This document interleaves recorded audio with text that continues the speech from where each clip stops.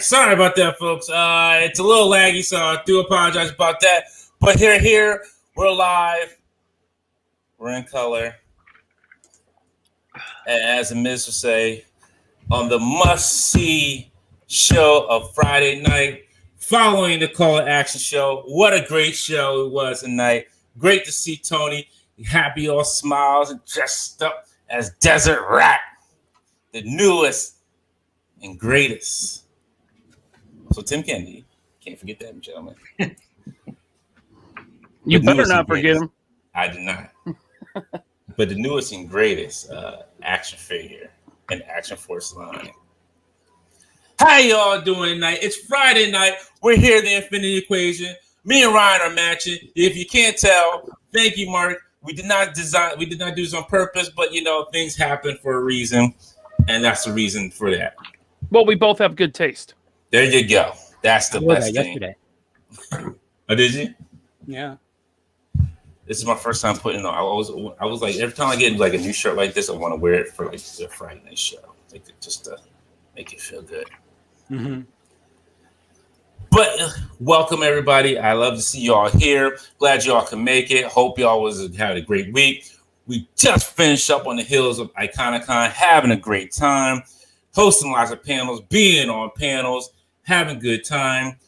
And a big shout out to Retro Blasting, South 2 Cents Toys, Sal Vader, and Law Toys for inviting us. Thank you very much.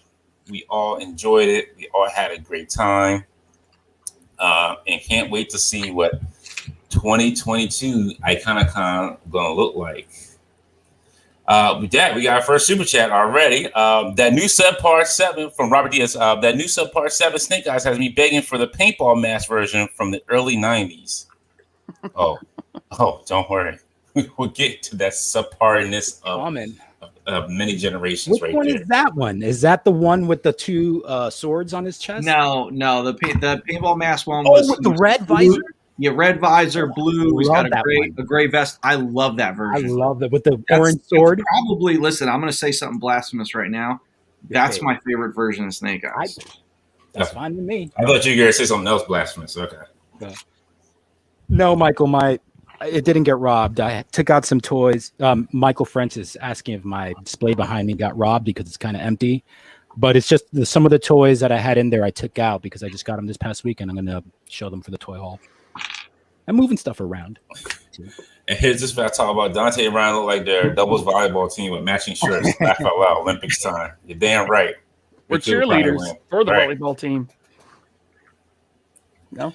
Melinda with gonna look like hashtag Tony Ty. I For real? 22. They got the Candyman already? Yo, look, I told him. I said, yo, I'll hit up there. I'll bring some heat with me for 2022. We're gonna do this right. Sal Vader with the super chat. Thank you. Panel opinions on the Cyber Fraud toys from EVS. Looking like it needs a Salamander droid. I just learned about the Kickstarter last night. They look good. Really good. I was a little worried at first because Cyberfrog had very limited articulation. No ankle rockers, single jointed elbows. The campaign was updated, I think, 2 days ago.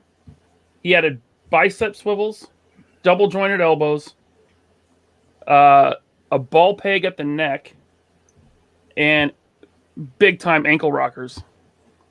So yeah, it's looking good. Nice. Retro Blasting says, "Shut your mouth, Bobby. V4 Snake Eyes the best. I'll stand with you when you go crazy saying Destroyer is better than Barbarian, but I can't cross this particular picket line." I'm with you, Bobby. I pushed too hard. Sorry, Michael. I just wanted to know where the ceiling was. Well, you didn't say it was the best. I think you said it was your fave. It's my favorite. Yeah, I mean, you got to remember, guys, I'm younger. So it's like, to me, like 90, 91 G.I. Joe, I was 6 or 7 years old, or 7 or 8 years old. Like, that was prime G.I. Joe time for me. Nice. And then as a super chat, thank you, Don Machichiaro. Yeah. I was too busy working to super chat. Everything was awesome. Appreciate it. Hey, it wasn't just us. It took a whole lot of YouTubers and podcasters to put that on. And it was great. So we appreciate each and everybody who contributed, who's part of it. Blake with the super chat saying, "Sup, y'all? What's going on, Blake?" Hey, Blake. What's up, Blake? Ooh, Melinda said, "Holy crap, is Bobby calling us old?" Ooh. I'm not calling you guys old. I'm just saying I'm younger. That doesn't mean you guys are old. I'm only like a few months older than you. I meant like Alex and Right. everyone else. Alex is 50. So How dare you? I'm kidding. I look younger than all of you. And a real quick super chat from Jill Largo. Iconicon rock. Bobby's Desert Rap Reveal stole the show. Looking forward to next year. And yes, Dante, we like you as much as Ryan. Thank you. And thank you for your super chat. Appreciate that. It did not steal the show. The whole show was great. All of Iconicon was great. It was. The whole thing was great. But the standout for me was Desert Rat. It's the only panel where I had one of these come just right here. Just one. Right. Just one. Got in my beard. I had to brush it out, See if I cry. Little dab. If Not I that cry, kind of dab. Right. If you could cry, a tear be right here. But, I have my ducks fixed, so I can't cry anymore. Melinda said, #offended. I'm sorry. I'm sorry. I'm sorry. Wait till she comes on the show. Woo! The best part, actually, was when I made a fool of myself on the trivia show on Sunday. Yo, you came back on that. A little. You came in second. I can't believe I said was Roy surprised. Anderson and not Waylon Jennings. I'm still kicking myself over that. However, Ryan, I was very surprised that you got the first one right, which was Marvin Gaye. I just didn't take you for a Marvin Gaye fan. I am a Marvin Gaye fan. Yes, I like him a lot. You did good. Thank you. And to be fair, I watched a lot of VH1 in like the 90s, 2000s, behind the music, all that stuff. That's how you know everything is because VH1 gave you all the history tips. Oh yeah. Alcatraz with a super chat. Thank you. Glad you all showed up tonight. Appreciate it. Hey, we're glad to be here. We were not planning to be here, but we are here. We're going to have some good times. We're going to do some wrap up of Iconicon. We're going to talk about some HasLab stuff. We're going to talk about some subpar G.I. Joe figures coming out. And some other good stuff out here too. Melinda says with super chat, I forgive you, Bobby, if you do another amazing premiere next year. Like a sniper named Kylie. that would blow everybody away. See what I did there? Yeah, that would blow everybody away. Jeremy Jernigan, thank you for the super chat. Only thing Iconicon was missing was Dante relay race. No, there was not. They didn't need me running. What's up, Jeremy? He's the host of the Blister Pack podcast, which I will be a guest on this Sunday. Thank you very much. I'm a big fan. Yeah. I'm a big fan of the Blister Pack. Jeremy and D-Boy, really funny guys. Yes, they are. Man, they like to tear each other apart on that show. It's hilarious. I've heard you talk about them. Yeah. Jeremy's a local guy from Seattle, and so he knows my struggle hunting for toys around here because the scalpers. Struggle. Dude, You are not trust me. struggling. Out of everybody here, you are the one that gets the stuff most often in your region. But how many times do I go to Target and Walmart looking for this stuff? Sure. You definitely do go every day or almost not every day. Well, not every day, but when you go, you usually find something. Right. He sends Mama laser pants. He's got a crew with him. Dude, it looks like Reservoir Dogs going into Target. Like, you go this way.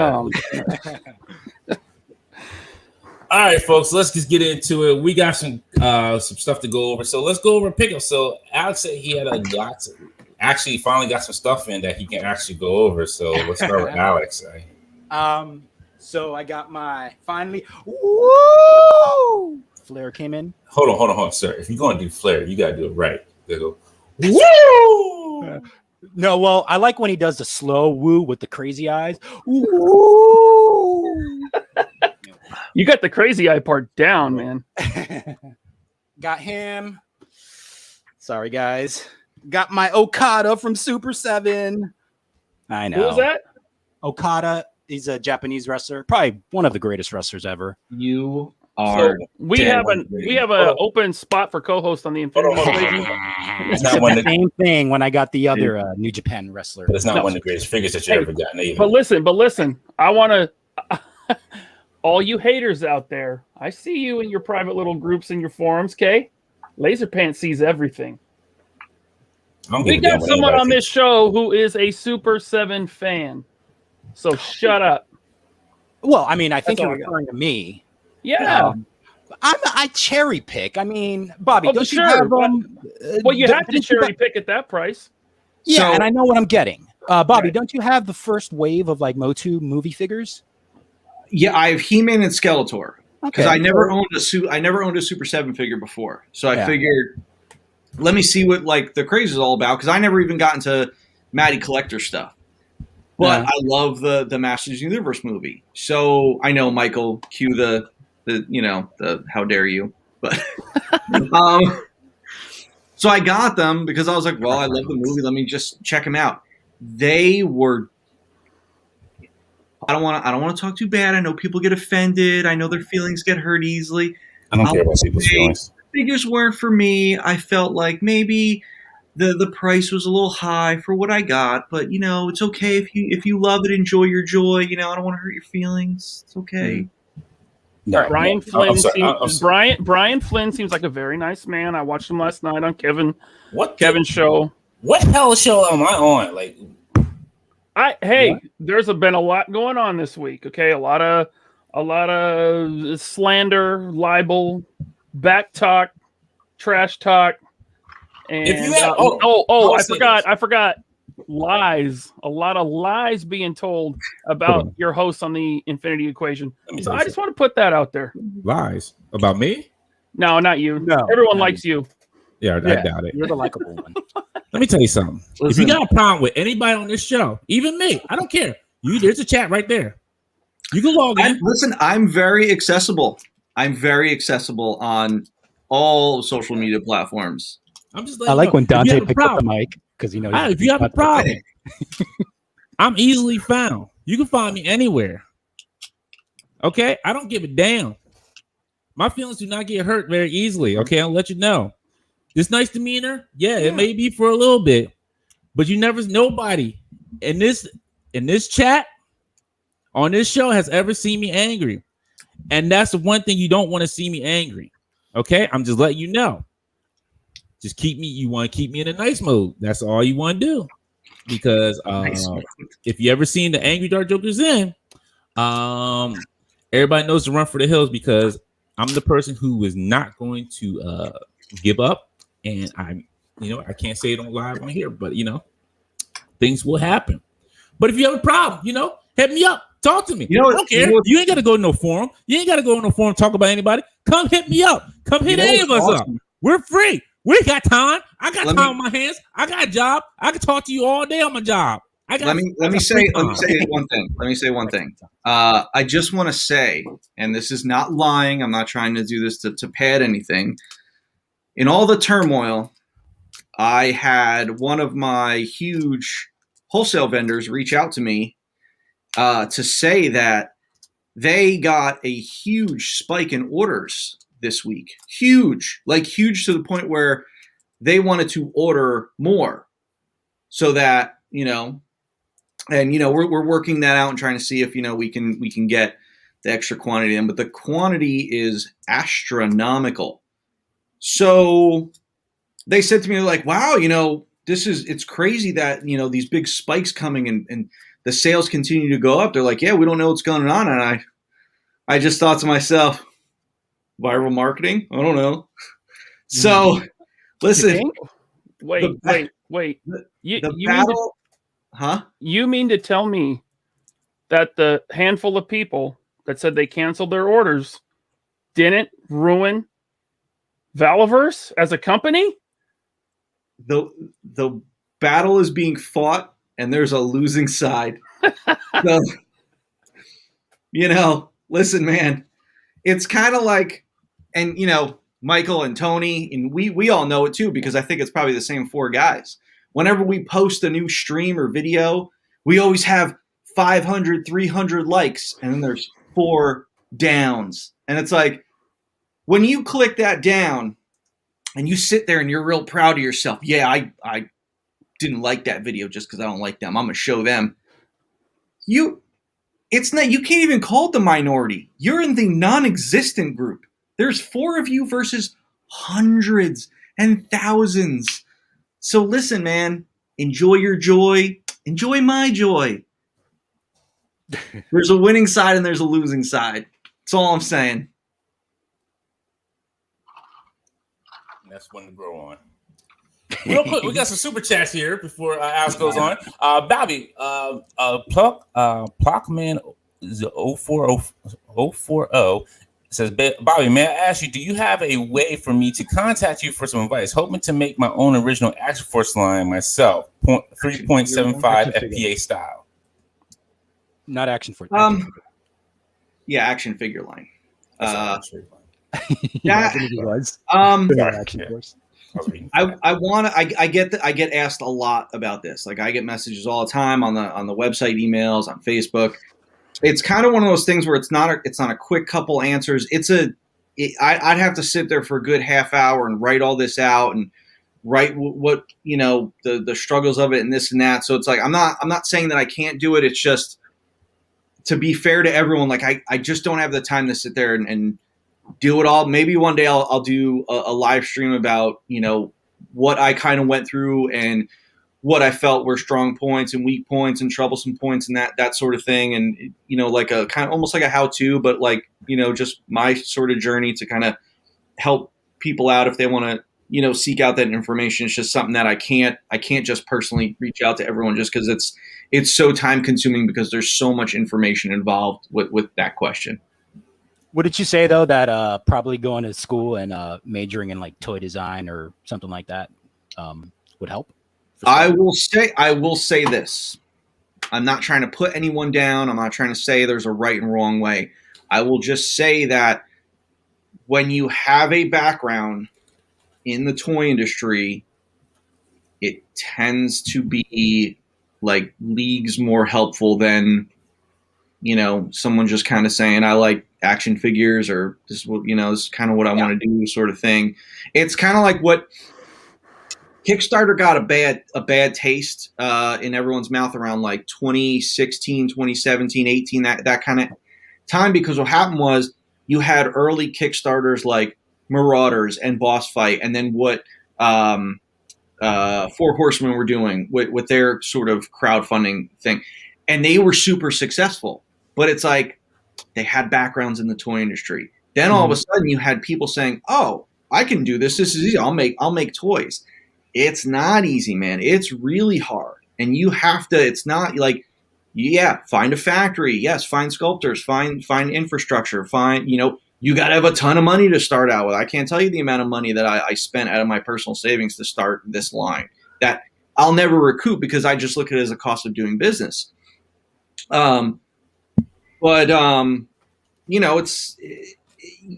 a lot of Kickstarters after that where people just kind of went at it thinking like, I can just do this. I can make something cool and people will help me fund it and then it'll be great. And then a lot of them didn't fund, or a lot of them funded and didn't deliver, or some just took many years to deliver and some haven't delivered yet. And it's like, I hit the struggles because of the pandemic. Like I made sure that my line, had the pandemic not started, you guys would have had figures, a year ago. It's just that the timing of it, I had everything planned because I knew how product development works and how to do a successful toy line and how to make sure all your T's are crossed and your I's are dots and whatever that stupid saying is, and made sure everything was right so that the factory had an easy time of just going into manufacturing. So it's hard, man. If you don't have the background, it's not something I'd recommend. Then we got a quick super chat from Tony. Thank you. It says, you can thank me later, Bobby. Yes, sir. And real quick, I did one. Rick, you know what? You're right. Rick Sharkglass Jazz is right. Yo, why are we talking about fighting? Let's talk about toys. And that's what we're going to talk about, toys tonight. Thank you, Rick. Toys. Thank you. And then Jim Largo with another super chat. Thank you. We are unapologetically Action Force as fuck. If other companies are subpar or has been fan last, that's on them to improve. And then we got two more here. One from Chris Johnson. Just wanted to tell you how much I love you all and thanks for everything you've done for me. Aww. You're the ambassador, sir. You're the ambassador. All right. I'll take that for you. And last one. Wow. Peace to the IE crew from Swift 718. Peace to the IE crew. Big up to Valverse. Keep killing the game, man. Thank you. Appreciate y'all. Appreciate each and every one of y'all being here tonight. Thank you. Sorry, Alex. You were going with the rest of your haul that you had to get up and walk away from the mic for. Well, okay. I got no space, and you'll see why. You ain't got no space anymore, folks. Whoa! Nice. So I got my Hot Toys Biker Scout from The Mandalorian. Is that the guy that punches Grogu? It's the one. Yeah. Not this one. He's the other one. But yeah, same. And That thing is 1/3 the size of another figure that got revealed today, but we'll talk about that in a minute. Yeah. Does size matter? Yes, I'm a size queen when it comes to action figures.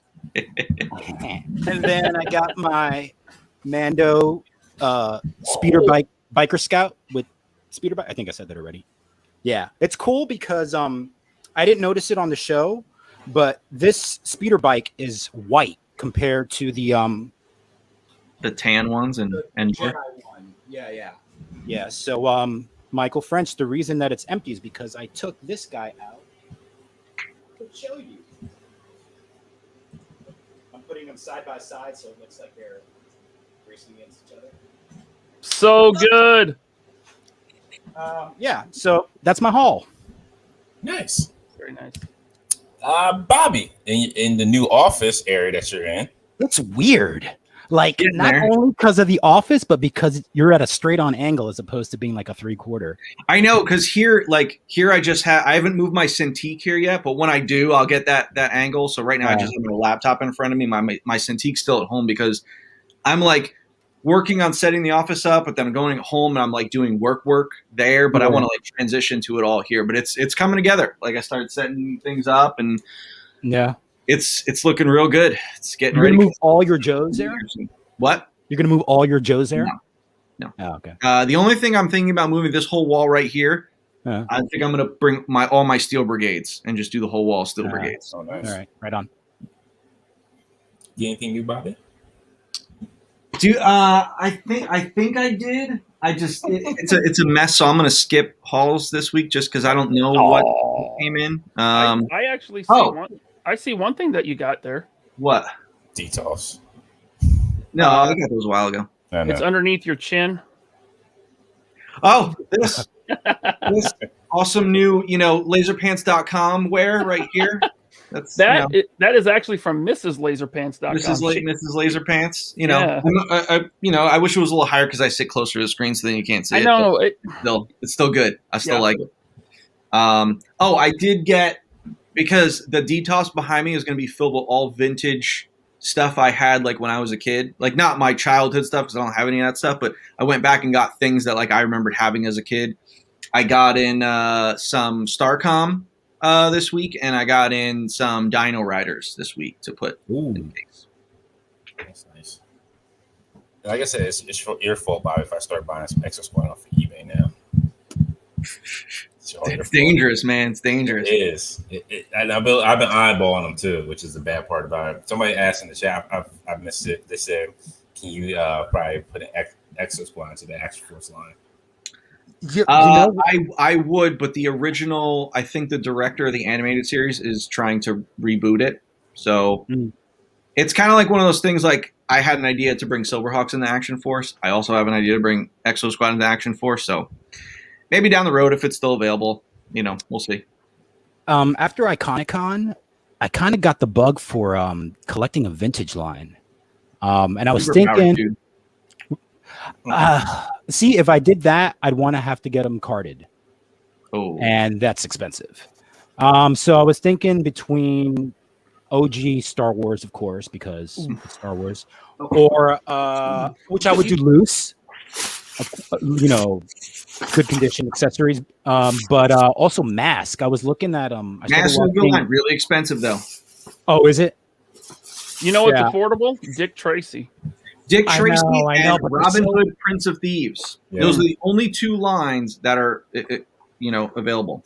I forgot I did get some hauls because I went and I had lunch with one of our fans, and Sal from 2 Cents Toys. So we went to the mall to Toy Vault. Alex, I took you there, but I bought a bunch of I've gotten back into these. Damn, because they're super cheap. They're like $2 a piece, so they're super cheap, and it's like Dude, this was the line that got me into collecting. This made me a collector. So, Me too. So Bobby, if you want some, I have some extra ones that are loose. If you want them, I'm trying to get them all carded. Carded. Okay. I don't have room for them. I'm just gonna stick them in a bin somewhere. But I just like looking at them and being like, "What a great line!" I know they're only 5 POA, but listen, man, It was. They were a good. great line. Yeah. Some of the vintage collection stuff with their wonky proportions and their overly used like articulation and it's weird stuff. Like, no, man, these. That's where it's at right here. 5 POA. So people in their 20s or younger will never understand how exciting it was in 1995 to walk into the store and see Star Wars back on the shelf. Exactly. Dude, this guy right here, Vader removable mask, was like one of my like holy grails. Like I found this, I was like, holy shit, that's awesome. Great line, man. Tony with Super Chat says, when will Desert Rat go into space? When I want to kill the line. Let's see. What did I get this week? I didn't get my all my junk from Hasbro Pulse yet, so that might be next week. But I did get this big boy this week. Nice. Oh man, I want one. Oh, I pre-ordered it on I ordered it on Target.com and just went and picked it up. They're not difficult to get. Don't worry. No, they're not. No, no, he's not. But the figures are. I didn't see any of the figures listed any there. Yeah, that Battle Cat is awesome. Then I've seen the He-Man and Skelegod like 100 times. yeah, If I'd have known, before? I'll grab them for you. Yeah, grab them for me. I want some. Okay. then I finally was able to order these off of Target. So I got me another Beachhead, another Cobra Trooper. Nice.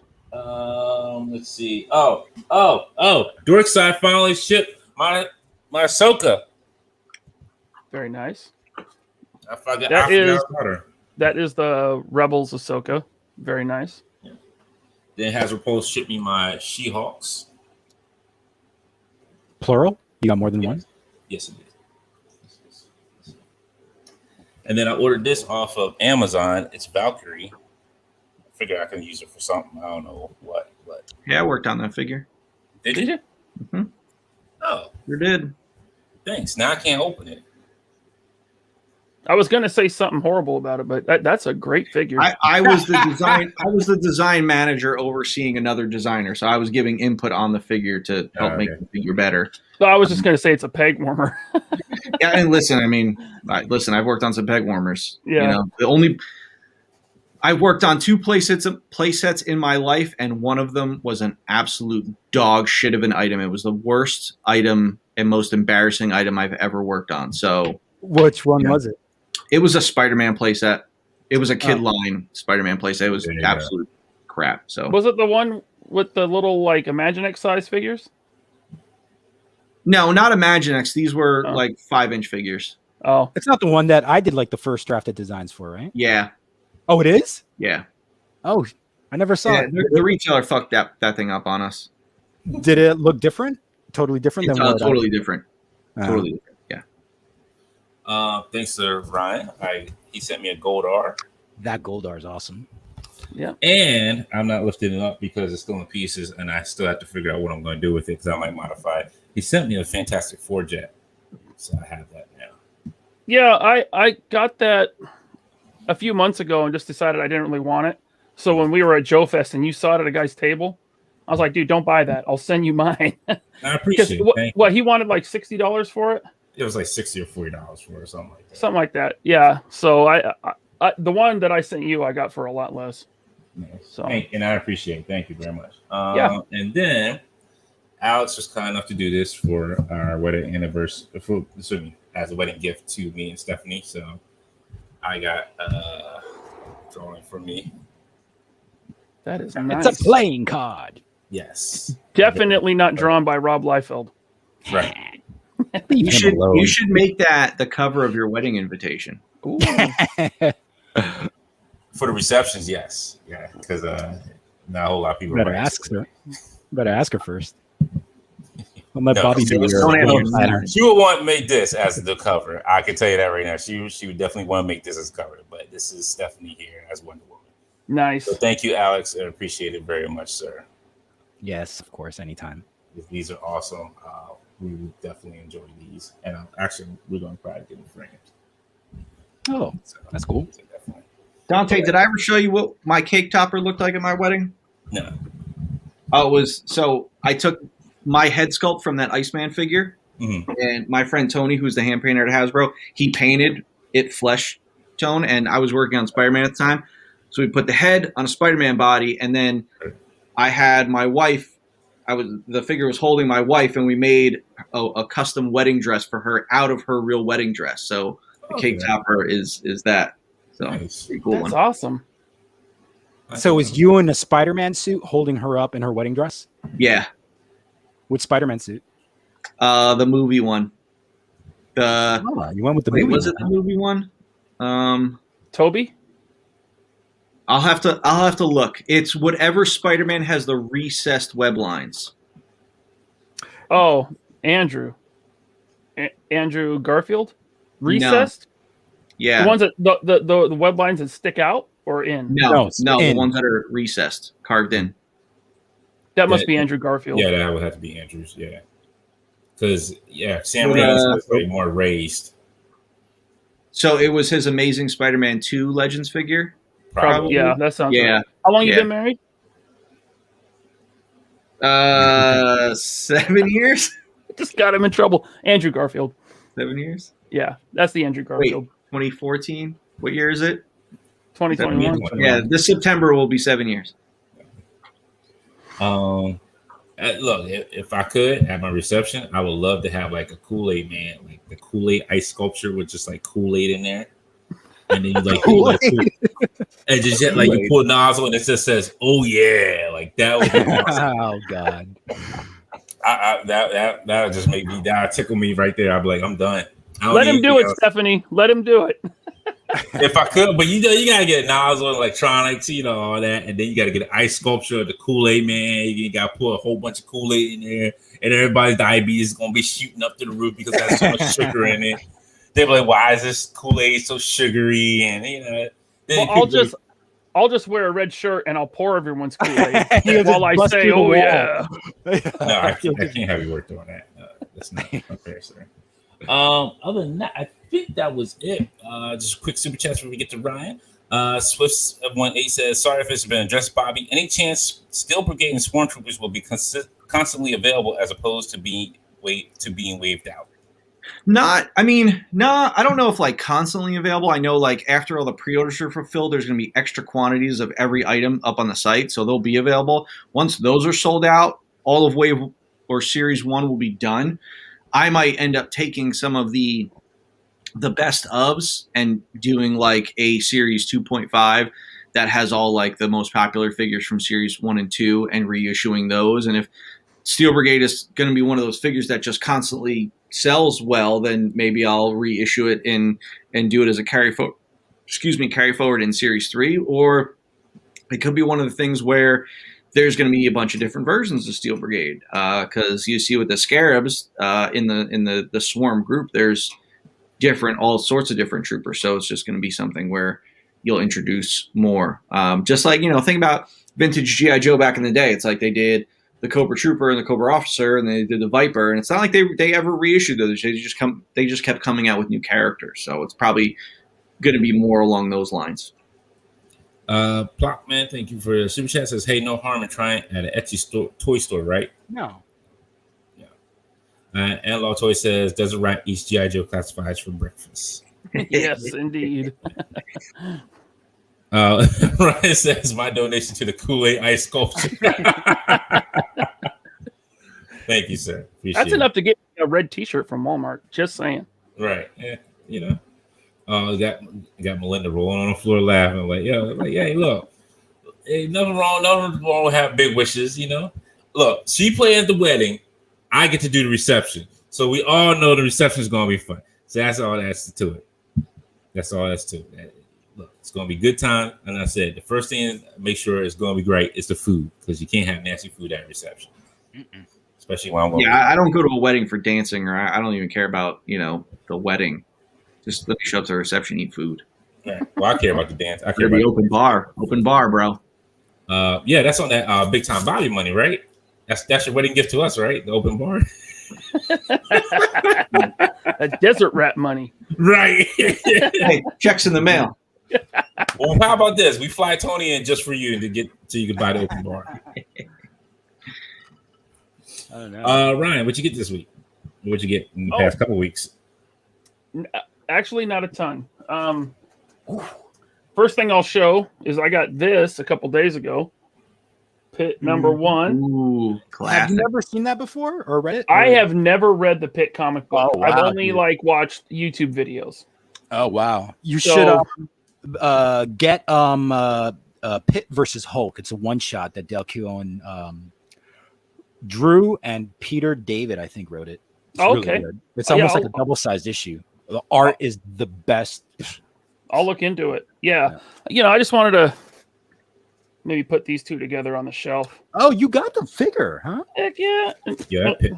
Little Timmy there. Yeah. Isn't that an Wow. expensive figure? A hard Yes, figure? it is. Yes, it is. Yeah, he has gone way Wow. up in price after Every- being on clearance at Target and Walmart for forever. Because that was a Yeah. Quibbers figure, right? Yeah. It was a Legendary Heroes line they did after they lost Marvel.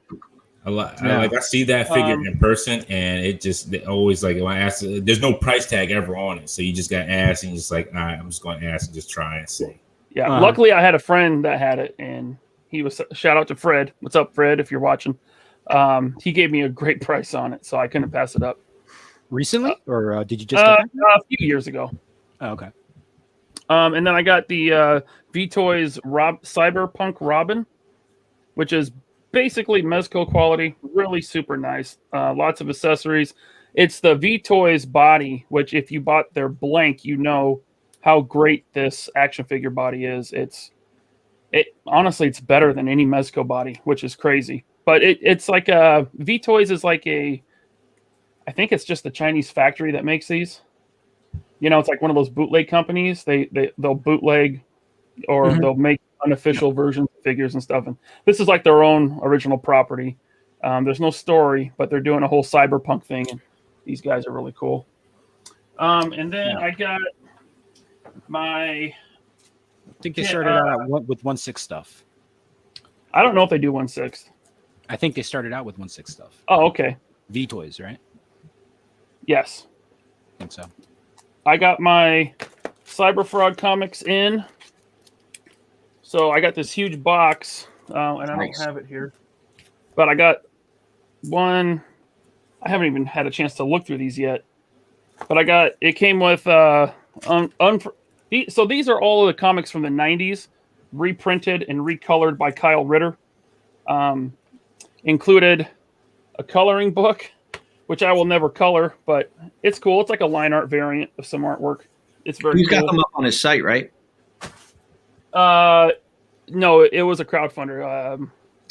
Oh, Indiegogo. okay. But he didn't order extra quantity to put up on his site. I don't know. Okay. I got the Omnibus from the 90s, the complete Cyberfrog, warts and all. This is every comic from the 90s. And it also came with the hardcover. Nice. And then the Frogapalooza zine. That's all the old 90 zines that like Cyberfrog was in. And it has this hard case that they slip into. So that's kind of cool. And then it came with like some little toys. It came with, those sticky hands that kids throw and they stick to the wall? Well, there's like a Cyberfrog one with the tongue. That's awesome. And then there's a lanyard, which I think lights up or something. And then a folder for the trading cards with Oh, that's awesome. Salamandroid on the cover in the back. It's like trading card. Yeah. It You came had with a whole bunch trading of cards trading on a cards. binder. I went with like the all-in package, so it came with a ton of stuff that I had forgotten Awesome. about because it was probably almost a year ago that I backed it, and then like this bag. So it came with a ton of stuff, and now the figures went up, and I backed that. Oh, and it came with this little, like, what's that? Warhammer, right? Warhammer 40K.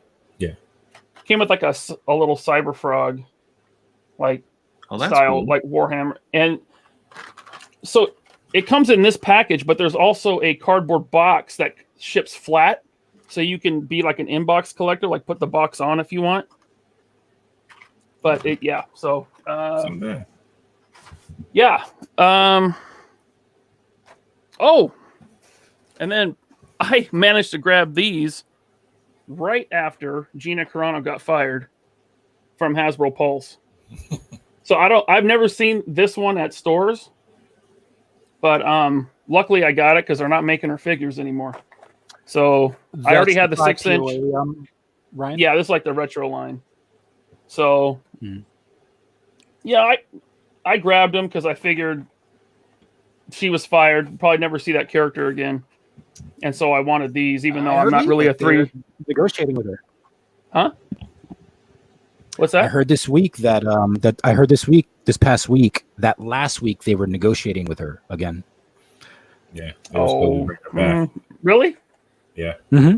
Because they should fire Kathleen and then hire her back. They don't need to fire her, Bobby. They don't need to fire her because her contract is expiring. They're just not renewing it. They're gonna let her go out gracefully. You guys need to watch what it says, man. Fire that piece of garbage. Okay, so Greg Miller said Ryan show the face on her. I mean, it's a retro collection figure, so it's supposed to look like an old Kenner. So it doesn't look like her at all. But did they do a black series of her?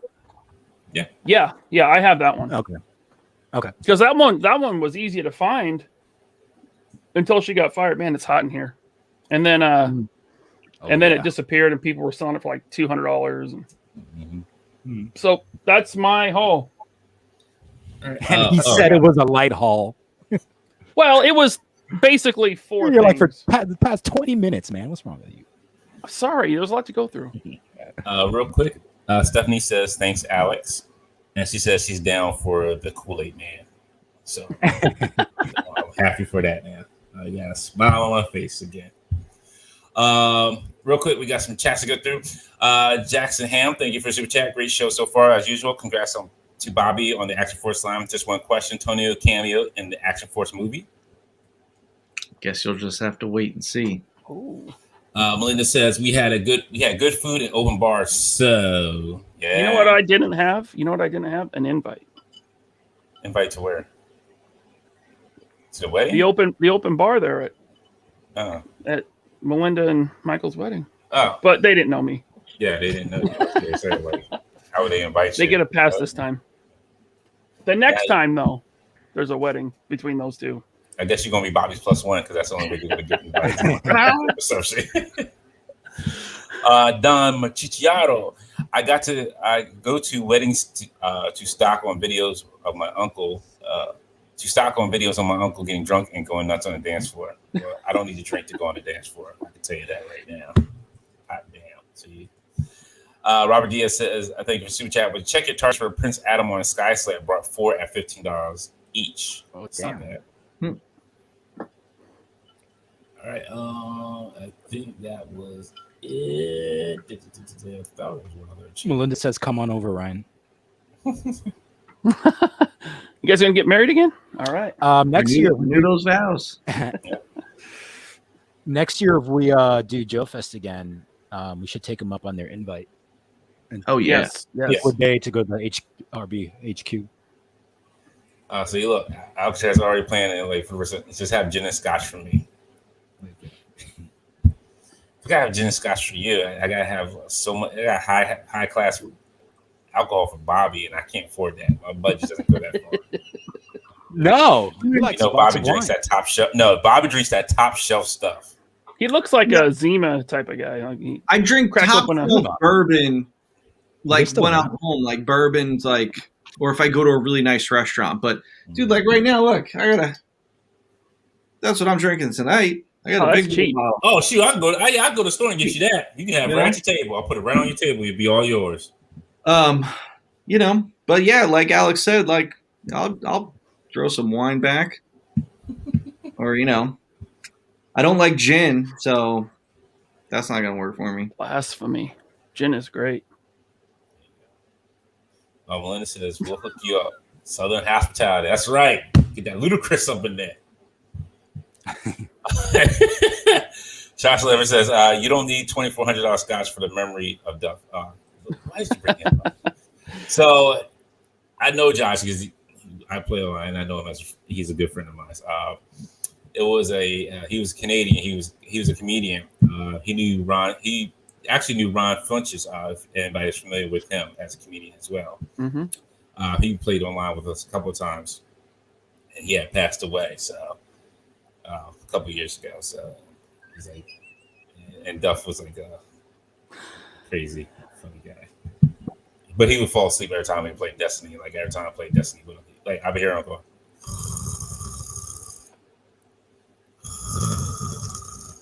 Are you sleeping? He's like, what? No.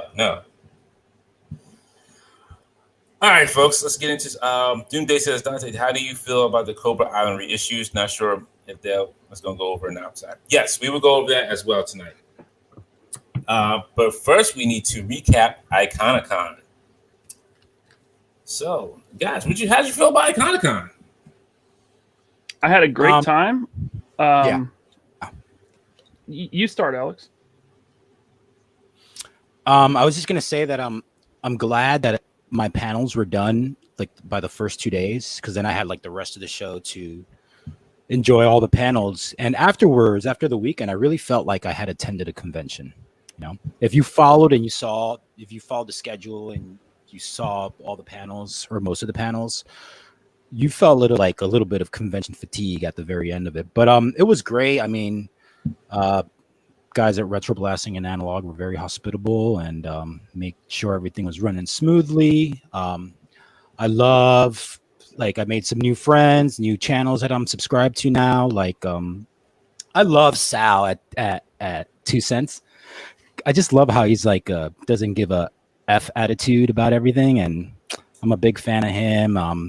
All things 80s, I started watching them. I love his mask reviews. That's why I thought about getting into it. But and you know what? I was really surprised at Michael French's uncanny Sylvester Stallone impression. Did you guys see that? For the Arnie? Dude, it's I didn't know he had that talent. But yeah, it was a great show. What did you guys think? Ryan, yeah. It was crazy to see how smoothly it went.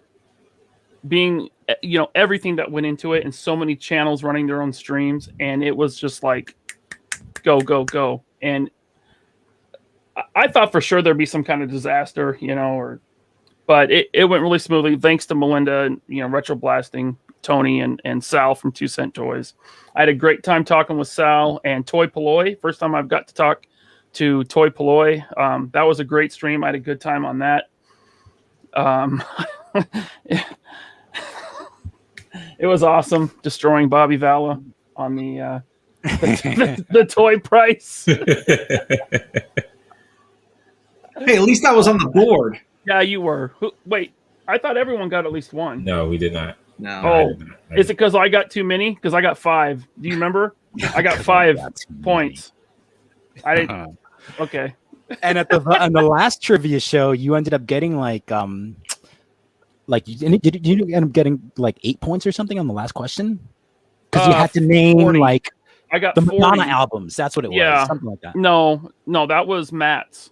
Yeah. Matt had okay. the Madonna albums. I had the highest grossing movies of the 80s. Yeah. Oh, gotcha. And I got 4 out of 5. Right.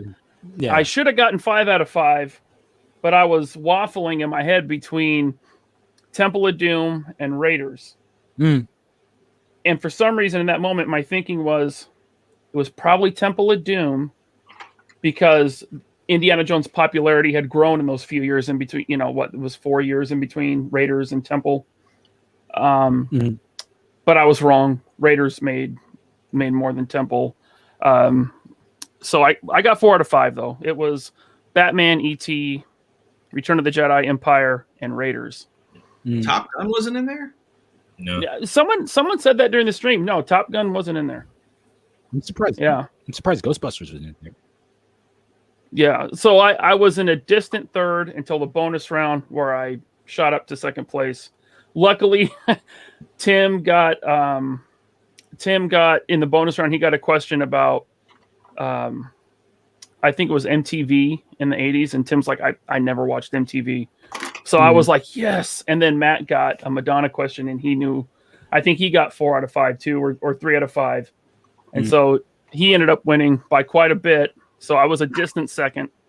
But it was a great time getting to meet new people like Toy Polloy, Matt, Tim. Even though I met Tim at Joe Fest, but Ed's Retro Geek. He's a really cool guy too. Who was that? Ed's Retro Geek Out. Ed's Retro Geek Out. Yeah, he was on the streams. Very quiet guy, but yeah.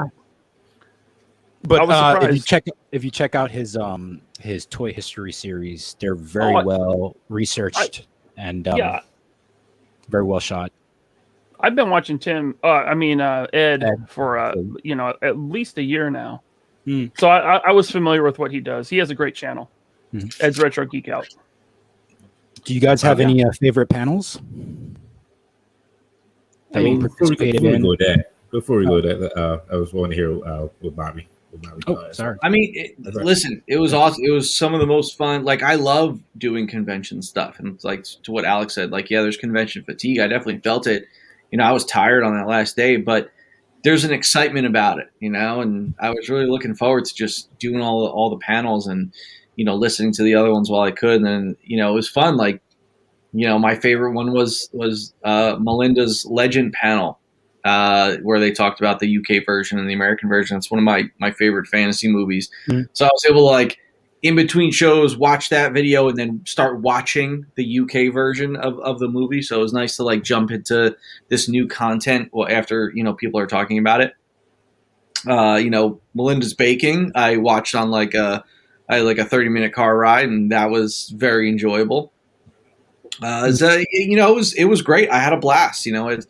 The panels I was on was great. I wish I had a better showing in the trivia. I'll definitely study up next time. But it was great. I got listen, the Tony announcement I was really looking forward to. That was something that meant a lot for me to do that, and I was very thankful for Sal for letting me do it on a show. And it was even better that Tony loved it so much. So it was a nice way to kind of end my panels on that. So that was fun.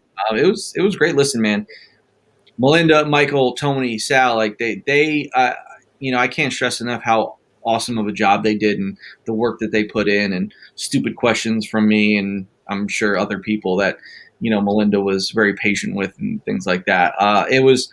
They put it on very well. Everything was very straightforward. There was really no hiccups as far as confusion or anything like that. It was done so well for a first year online convention. It was done very, very well, and I'm really excited for next year. Just real quick, I was going to quote this comment. I was about to say I thought the convention sucked. I didn't get con crud. I was treated well, and I got to talk to celebrities. Nothing like an actual convention. Well, I'm sorry, your convention experience was so amazing, sir. I don't know what to tell you. I just be. Next year, we'll make sure it's more amazing for you for 2022. Okay, how about them apples? Yeah, and by the way, I forgot to mention 2 things. First, I got to talk to Keith Coogan. Thanks to, and correct me if I'm wrong, Michael, I believe Matt Swafford is the one that got him to join in on the con. But he came on our stream about Return of the Jedi here on this channel. That was a great stream. I had a great time. I could talk about Star Wars for hours and hours and hours. So the fact that we got an hour and a half to rap about Return of the Jedi was awesome. And then I totally forgot to mention Melinda's Superman cake baking stream, because that's the one stream that I got Mrs. Laserpants to watch in its entirety. So that was the first stream, or it was after the opening ceremonies. Yeah, it wasn't a stream. Yeah. It was a produced video. But I watched it that morning. I was up real early, and I watched it, and Mrs. Laserpants got up a little bit later, and she came out, and it was almost at the end. And so I rewinded it because she's like, "Hey, I want to see this." And so I rewinded it, and she watched it. She was like, "This is awesome." And halfway through, I was like, "Well, I've already seen this. I want to watch something else." She's like, "No, leave it. I want to see this." So that was pretty cool. And then also she may have teared up a little bit for the Desert Rat reveal, which I thought was really funny. because she does not care about this whole toy thing at all.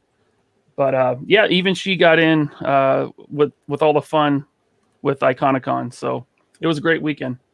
Yeah, it was fun. I would say I was truly nervous. I was probably nervous more than anybody else at anybody. Because one, I had a debate on a Highlander that I didn't think I was going to win against Matt. And I was surprised I even won a debate. And then two, for hosting that Return of the Jedi panel with Keith Coogan. You know, you getting in with the big stars, you start playing with the big boys. Like what was that old saying from WCW where the big boys play? Yeah, you know, when you start playing the sand with the big boys, you know, he's like, whoo, start sweating a little bit. We can't forget Mike from Clobbering Times who joined us on that panel. Yes, because he was like the one panelist that did not like Return of the Jedi, and so that was a really cool dynamic to have. A couple people that loved it, one guy that really did not like it. Well, I think it was more the Ewoks. Those damn Ewoks. Well, I think a lot of it was like the big happy ending of that movie. You know, the big like fairy tale ending, and the Ewoks. You know, but he has a good perspective on it, and I don't agree with him, but I can appreciate his thoughts on it for sure. But overall, it was fun. It was a good time. Like I said, I can't wait to do it again. What, 2022? 2022. Here we go. Popping bottles. 2022. Iconicon. I'll make sure I have some Kool-Aid that day. I'm all hyped up. No, I'm sorry. I have some Mountain Dew that day. Hopped up on Mountain Dew for those who see Talladega Nights. All right, folks. So I know y'all heard the big news today from Hasbro, and Bobby mentioned it multiple times that this was coming soon and down the line, and we all kind of knew it when they announced it with the HasLab. The next HasLab that was going to be, and here it is. It's old big boy Galactus. I was really surprised it wasn't a Fantastic car. Yeah, I know. I mean, I would have flew around a Fantastic like shoo. So 32 inches tall. Hey, Bobby, Sal asked me earlier, and I said no because I didn't think you did. But did you work on this, or was it just talked about while you were still at Hasbro? I saw the 3D sculpt of this. Okay. This was supposed to be first. This was supposed to be before the Sentinel. Gotcha. Yeah, I remember you saying that before. But this, Melinda, I would love to debate Return of the Jedi with you. Ooh, I would love to hear that one. I would offer to debate someone on like The Last Jedi, but everyone's in agreement that movie sucks. I want to debate someone on Conan the Destroyer. I can't. I like it. No, I like that one. Now, if it was Conan the Barbarian, we might have some. But Destroyer. Don't forget about Malik. He was so great in Destroyer. Remember when he swallows the jewel? Yeah. So he has his fingers have articulation in them. Looks like he's very posable. Light up features in them. Takes 4 AAA batteries. Not included, by the way, for that $400 price tag. Right. Somebody in the chat said, should give me my damn batteries. Yeah, I mean, a buck 99 Hasbro, really? Right. But yeah, I want to see what the tier goals are with this, because I really like to see what additions are going to be added on with this Galactus. I would like to see. This is probably, this definitely won't happen. But some sort of base, not necessarily a chair, but some sort of base with the big tentacles coming out of it. Yeah, but that's probably. I doubt they'll do something that big as a stretch goal. It'll probably be like more face plates or. No, I think they'll throw in at least one Herald of Galactus, one sure, like maybe like Fire Lord or something like that. Yeah, maybe a couple Heralds. But I'm still on the fence with this because the Marvel Universe Galactus is still really good, and we know that Black Series is going to do the Rancor. Right. So that's a lot of money, and I don't know. Maybe if I could sell enough, I'll get this. But that Marvel Universe Galactus is still really good. It's half the size probably, but which is weird that they kind of said that this might be a army builder, and I don't see how unless when the tier goals are like maybe like army building prop or something like that. yeah, I'm not buying more than one. Well, I did. I'm sorry. I know. Galactus is an army builder? Exactly. I was like, no. Is that what you said? They said they hinted at it. Is there more than one Galactus? I don't know. I don't know. I don't know what they may have future wise for the tiers. So I can't. So I don't want to say or try to speculate because I could not even tell you. I mean, I don't see Galactus as an army builder. Maybe like if they continue like heralds down the line, like as each tier goes up. a $400 army builder. Yeah, it's not happening. Hold on, we did that with the Sentinel, didn't we? Like But the Sentinel was 300, wasn't it? 350. $350. So it's extra $50. I know. I know. I'm saying this is the guy that bought 5 Sentinels. Settle down. But man, yeah, I don't know yet. I probably will. Come on, this thing is cool. I mean, it's another Galactus that looks good. I mean, you do have multiple faceplates that come with it automatically, which is very nice. I like that feature. The light up feature is great. To me, I don't need a light up feature. My Galactus can be dark. I don't care. But I like that it has like the fingers, you can articulate the fingers in them, and he has like that based off of Bobby's old body mold. That was the 12-inch Spider-Man. It has that kind of articulation in the chest. No, so look at it has the standard Legends articulation, which I don't know why they did that. You can see like by his waist, you can see the U cut there. So it has that Legends articulation. It doesn't have the 12. See the line right there. Oh, this that curves and comes down. There's no ab, because that. But they said it. Ab rocker. The only reason why I said it because they said it was based. They kind of based it off of the Spider-Man 12-inch mold, the 12-inch figure. That's why they said it has the top piece from Rock, like his ab. He has the ab rocker. Oh, that's right. Yeah. They started doing that. I forgot that they started doing that. The double articulation in the so gotcha. Yeah. That was hey, hold on. Mods, if there's something going on in the chat, please handle it. All right. Hey, Retro Blasting is also bringing up, and he has in the past, about HasLab projects and kind of the ethics of it, that a $1 billion company needs to crowdfund something like this. That's something we could talk about because I don't necessarily disagree with him, and I'm the guy that bought 5 Sentinels. So I don't. So for those who are listening later on, through podcasts. Retro Black says, HasLab products. No wonder I suddenly felt myself slipping into unconscious levels of whatever. And it brings up a good point of, does this really do we need to really go down this line of doing HasLabs for bigger figures that could sell just on the Hasbro Pulse website? No, absolutely they do not need to do crowdfunding, in my opinion. I want to touch. Drew G asked if my thoughts were on if this was priced right or is it overpriced. I think it's priced probably correct, but the point I will make is this is $400. What's shipping on it? It's free. It's free shipping. Yeah. So $400. The Thunder Tank was what, $450? Yeah. Okay. Plus shipping. Plus shipping. Yep. Granted, this is Marvel, so the quantities are higher.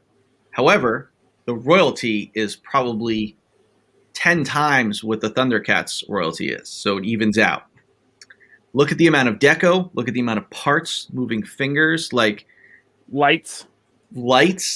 So this just goes to show you I'm not trying to tell you guys to not like Super 7. All I'm saying is be educated, because look at something like this. This is amazing. I'm going to buy this. This is, I hate that Dwight worked on it, but give credit where credit's due. This is a gorgeous figure, and it's impressive, and I love that they made the fingers articulate, and I want to see that in person. But this is, but I also agree with Michael in the sense that, like, listen, Hasbro doesn't need to do this. So, but it's like, I love Galactus. I love the Fantastic Four. So I'm torn in that sense. Will I end up getting it? Yes, but they don't need to do this. They don't need to do this at all. But you see that the HasLab thing has become this marketing machine now. And, watch, they're going to do – it was kind of the perfect timing because the Rancor is probably going to be the same 32 inches. Like, hey, guys, let's do 2 HasLab things that are 32 inches, so – That would be too big. I don't think so. Rancor's huge. Really? Dude. Because Rancor's Luke huge. fits in the Rancor's hand. Rancor's, just like the Rancor is 6-inch figure would huge, fit in Gladys's hand. Yeah. Yeah, I don't the think Rancor has huge hands. Yeah. I So don't they think- did a scale. Well, he doesn't stand up straight either. Well, he's standing up Okay, straight. all right. So maybe he won't be the same scale, but Right. he'll be comparable to this. But going back to it, like this is probably worth this price point there. So guys, just look, like compare. You can compare apples and oranges in that point, because where Brian Flynn would come out and say, "Well, there's not a lot of Thundercats fans." You could say, well, the royalty's higher on this, so it evens out. It's probably not a direct even out, but it's close. However, look, I will bet you any amount of money the tooling for this Galactus is at least 4 times higher than the Thunder Tank. He was on there talking about the Thunder Tank. Oh, the tooling's so expensive. We got to do these engineered parts, and these are big tools, and blah, blah, blah. Hey, dickhead. Just look at what other companies are doing first before you try making a $450 plastic shell. So, but listen, this Galactus, it's gorgeous. It's gorgeous. I hate that they're doing HasLab stuff. They shouldn't do crowdfunding stuff, because at the end of the day, look, this thing's going to make millions of dollars. It wasn't a risk. It's not like crowdfunding should be a risk and something where like you need the help of the community to fund stuff. Like, I've said it with my line. I'm not doing crowdfunding anymore. Why? Series 1 paid for Series 2, and Series 2 is going to pay for Series 3. Why do you need to do this? But Yeah, I think also what's help. I'm sorry, go ahead. No, I'm good. I'm done. I was going to say, what also I think also help is driving it is because everybody wants a kind of actual size Galactus as well too for their collection. So that's another thing that's going to help drive it.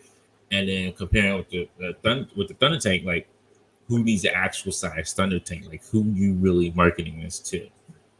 So in this case, and I agree with you about it, like this, something that you can market well and it's going to sell. And there's a reason why people would want to have it in their collection. So it does make sense. Not the HasLab project, I should say, HasLab part of it. You could still sell it on HasbroPulse.com and still make the same amount of money without doing it as a HasLab, because you still get everybody who is buying it anyway. Great Miller says Rancor, who has 5 minutes of screen on Return of the Jedi, and you're going to pay that much for that? Really? What am I missing? It's iconic. Yeah. Yeah. It's iconic. That Kenner Rancor, when I was a kid, was like my favorite toy. So a Black Series Rancor, I'm getting it. I'll sell a kidney.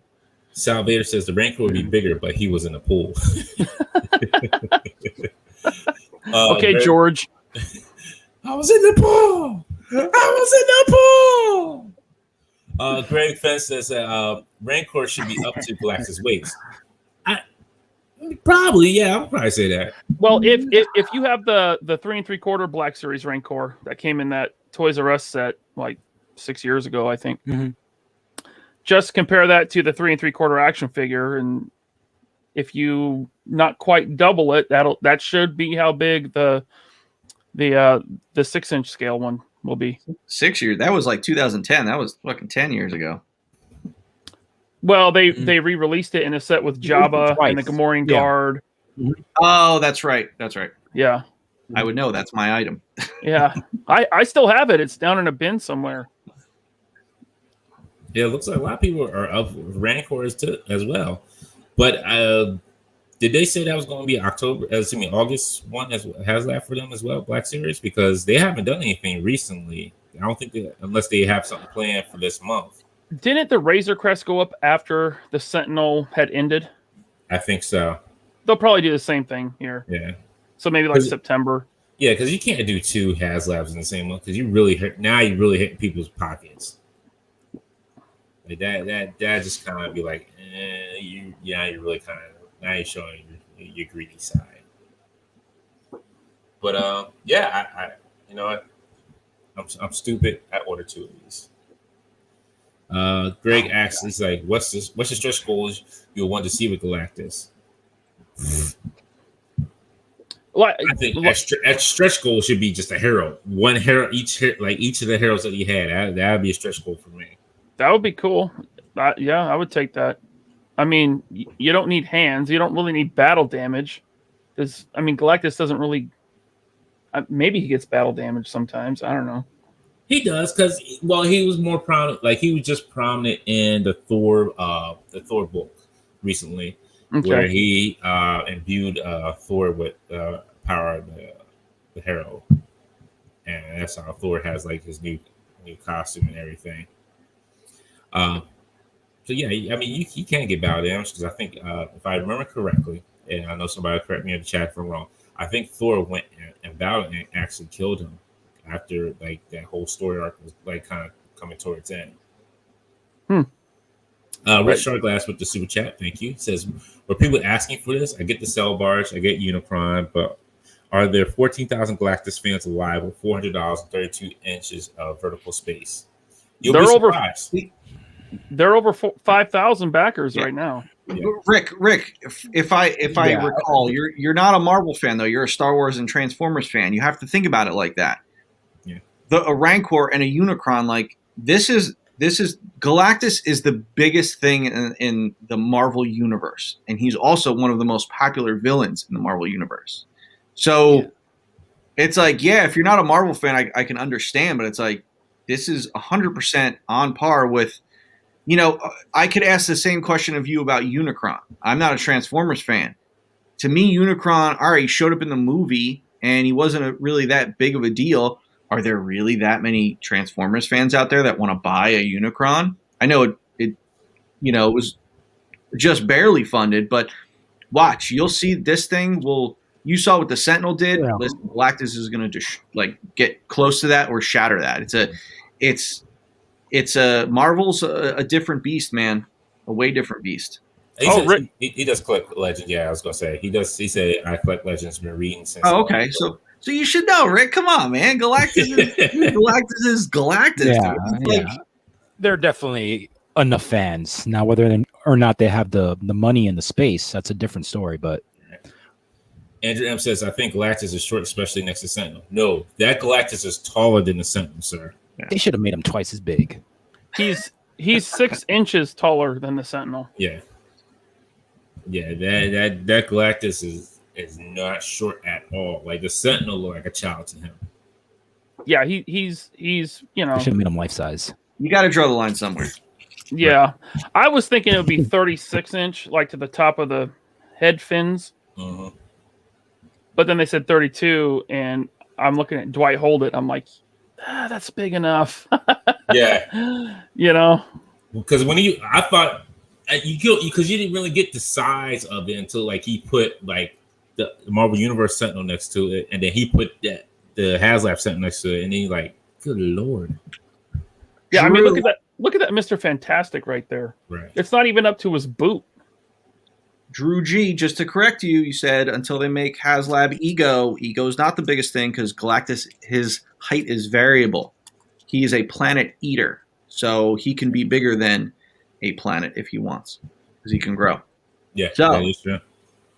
So Ego is not the biggest. And I mean, how many people are really into ego. Now that, I mean, Not as much as Galactus. right? That's for sure. Well, no, Yeah. I mean, you can sell Galactus. Ego is a harder sell, which I'm not gonna sit here and lie. Like Ego's are more of a harder sell than anything. Like if you're selling like the comic book version of Ego, people are gonna be like, "Who?" Like I know Ego is what's his name, Kurt Russell from Guardians of the Galactus 2. Yeah, I already have the old Snake Plissken Ego. I mean, what would I do with the big globe? You know, and how big do you want to go? Because you could never have it in scale. Right. For all that, you got somebody 3D print you a Ego and call it a day. But I'm just going to call it right now. Next year is Giant Man. It has to be. It has to be Giant Man. Really, I can't see them doing a HasLab for a Giant Man. Like that to me, that. No, I'm sorry. Come on, Ryan, you're better than that. Yeah. Who would it be then? You know, Because so far they've done old baths. yeah, but Do you think they'll do a gigantic apocalypse? Like, I think maybe you'd have to probably take a couple years off from HasLab. I mean, yes, could you do something? It might not, but also just because you did a big Galactus doesn't mean you have to keep going big. Like you could end up doing a $200, HasLab or something like that. I'm with Marcus E. Yeah, Marcus E said Fang Foom. Fing Fang. I don't know, guy. Like, listen, Galactus is popular. Fing Fang Foom, he's popular, but he's not like kind of like Giant Man. Like he's popular, but But I mean, look, Giant Man has movies now. He's going to have 3 movies probably by the time they would get to their next HasLab. Yeah, possibly, yeah. But I still can't see him as a HasLab. I don't know. I mean, if they want to give me a 30-inch Giant Man, I'd probably jump on that. Even though the toy biz is still really, really good. Yeah, I was that early Hasbro before I saw Giant Man. Really? Yeah. Okay. Also because the Fing Fang Foom Build-A-Figure was really hard to get. Yeah, it was. So, yes. Yeah. And you know what? We don't know what's going to happen with Shang-Chi either. Or Shang-Chi, I should say. We don't know what's going to happen with Shang-Chi because we don't know if Fing Fang Foom may make an appearance in there either. Because we had a surprise appearance in Loki this week. So, you don't know what's going to happen in the future with some of these movies as well. What's the name of that character that's like the actual Marvel universe? And they're like the universe is actually he's like the universe himself. Not the Living Tribunal. Thanos messing up Entity. Eternity. Eternity. Eternity. Oh, okay. What about that guy? You think they'd ever make that guy? The Celestials, like they're just not that popular. Yeah. I don't think the fan base is there for them. The Watcher? Did they ever make a Watcher? Not yet. I bet we get a Watcher this year as a Build-A-Figure. Yeah. Greg says there's no Fing Fang Foom in Shang-Chi. Greg, the movie hasn't even dropped yet. You never know. You never know. They have that white and red looking Fin Fang Foom at Target. Right. And whatever that is. They had a bomb. Look, people call Abomination in the background, so you don't know. You don't know. You can't see. You can't speculate what Marvel's going to do next because you think one thing and they can make a left turn. You're like, oh my goodness, I didn't see that coming. And we can't rule out vehicles too if they want to go real big or medium. I mean, everyone's screaming about a Punisher van. Somebody said a helicarrier, legend helicarrier. You would not get my money for that. I'm sorry, because there's no one. I have nowhere to put it.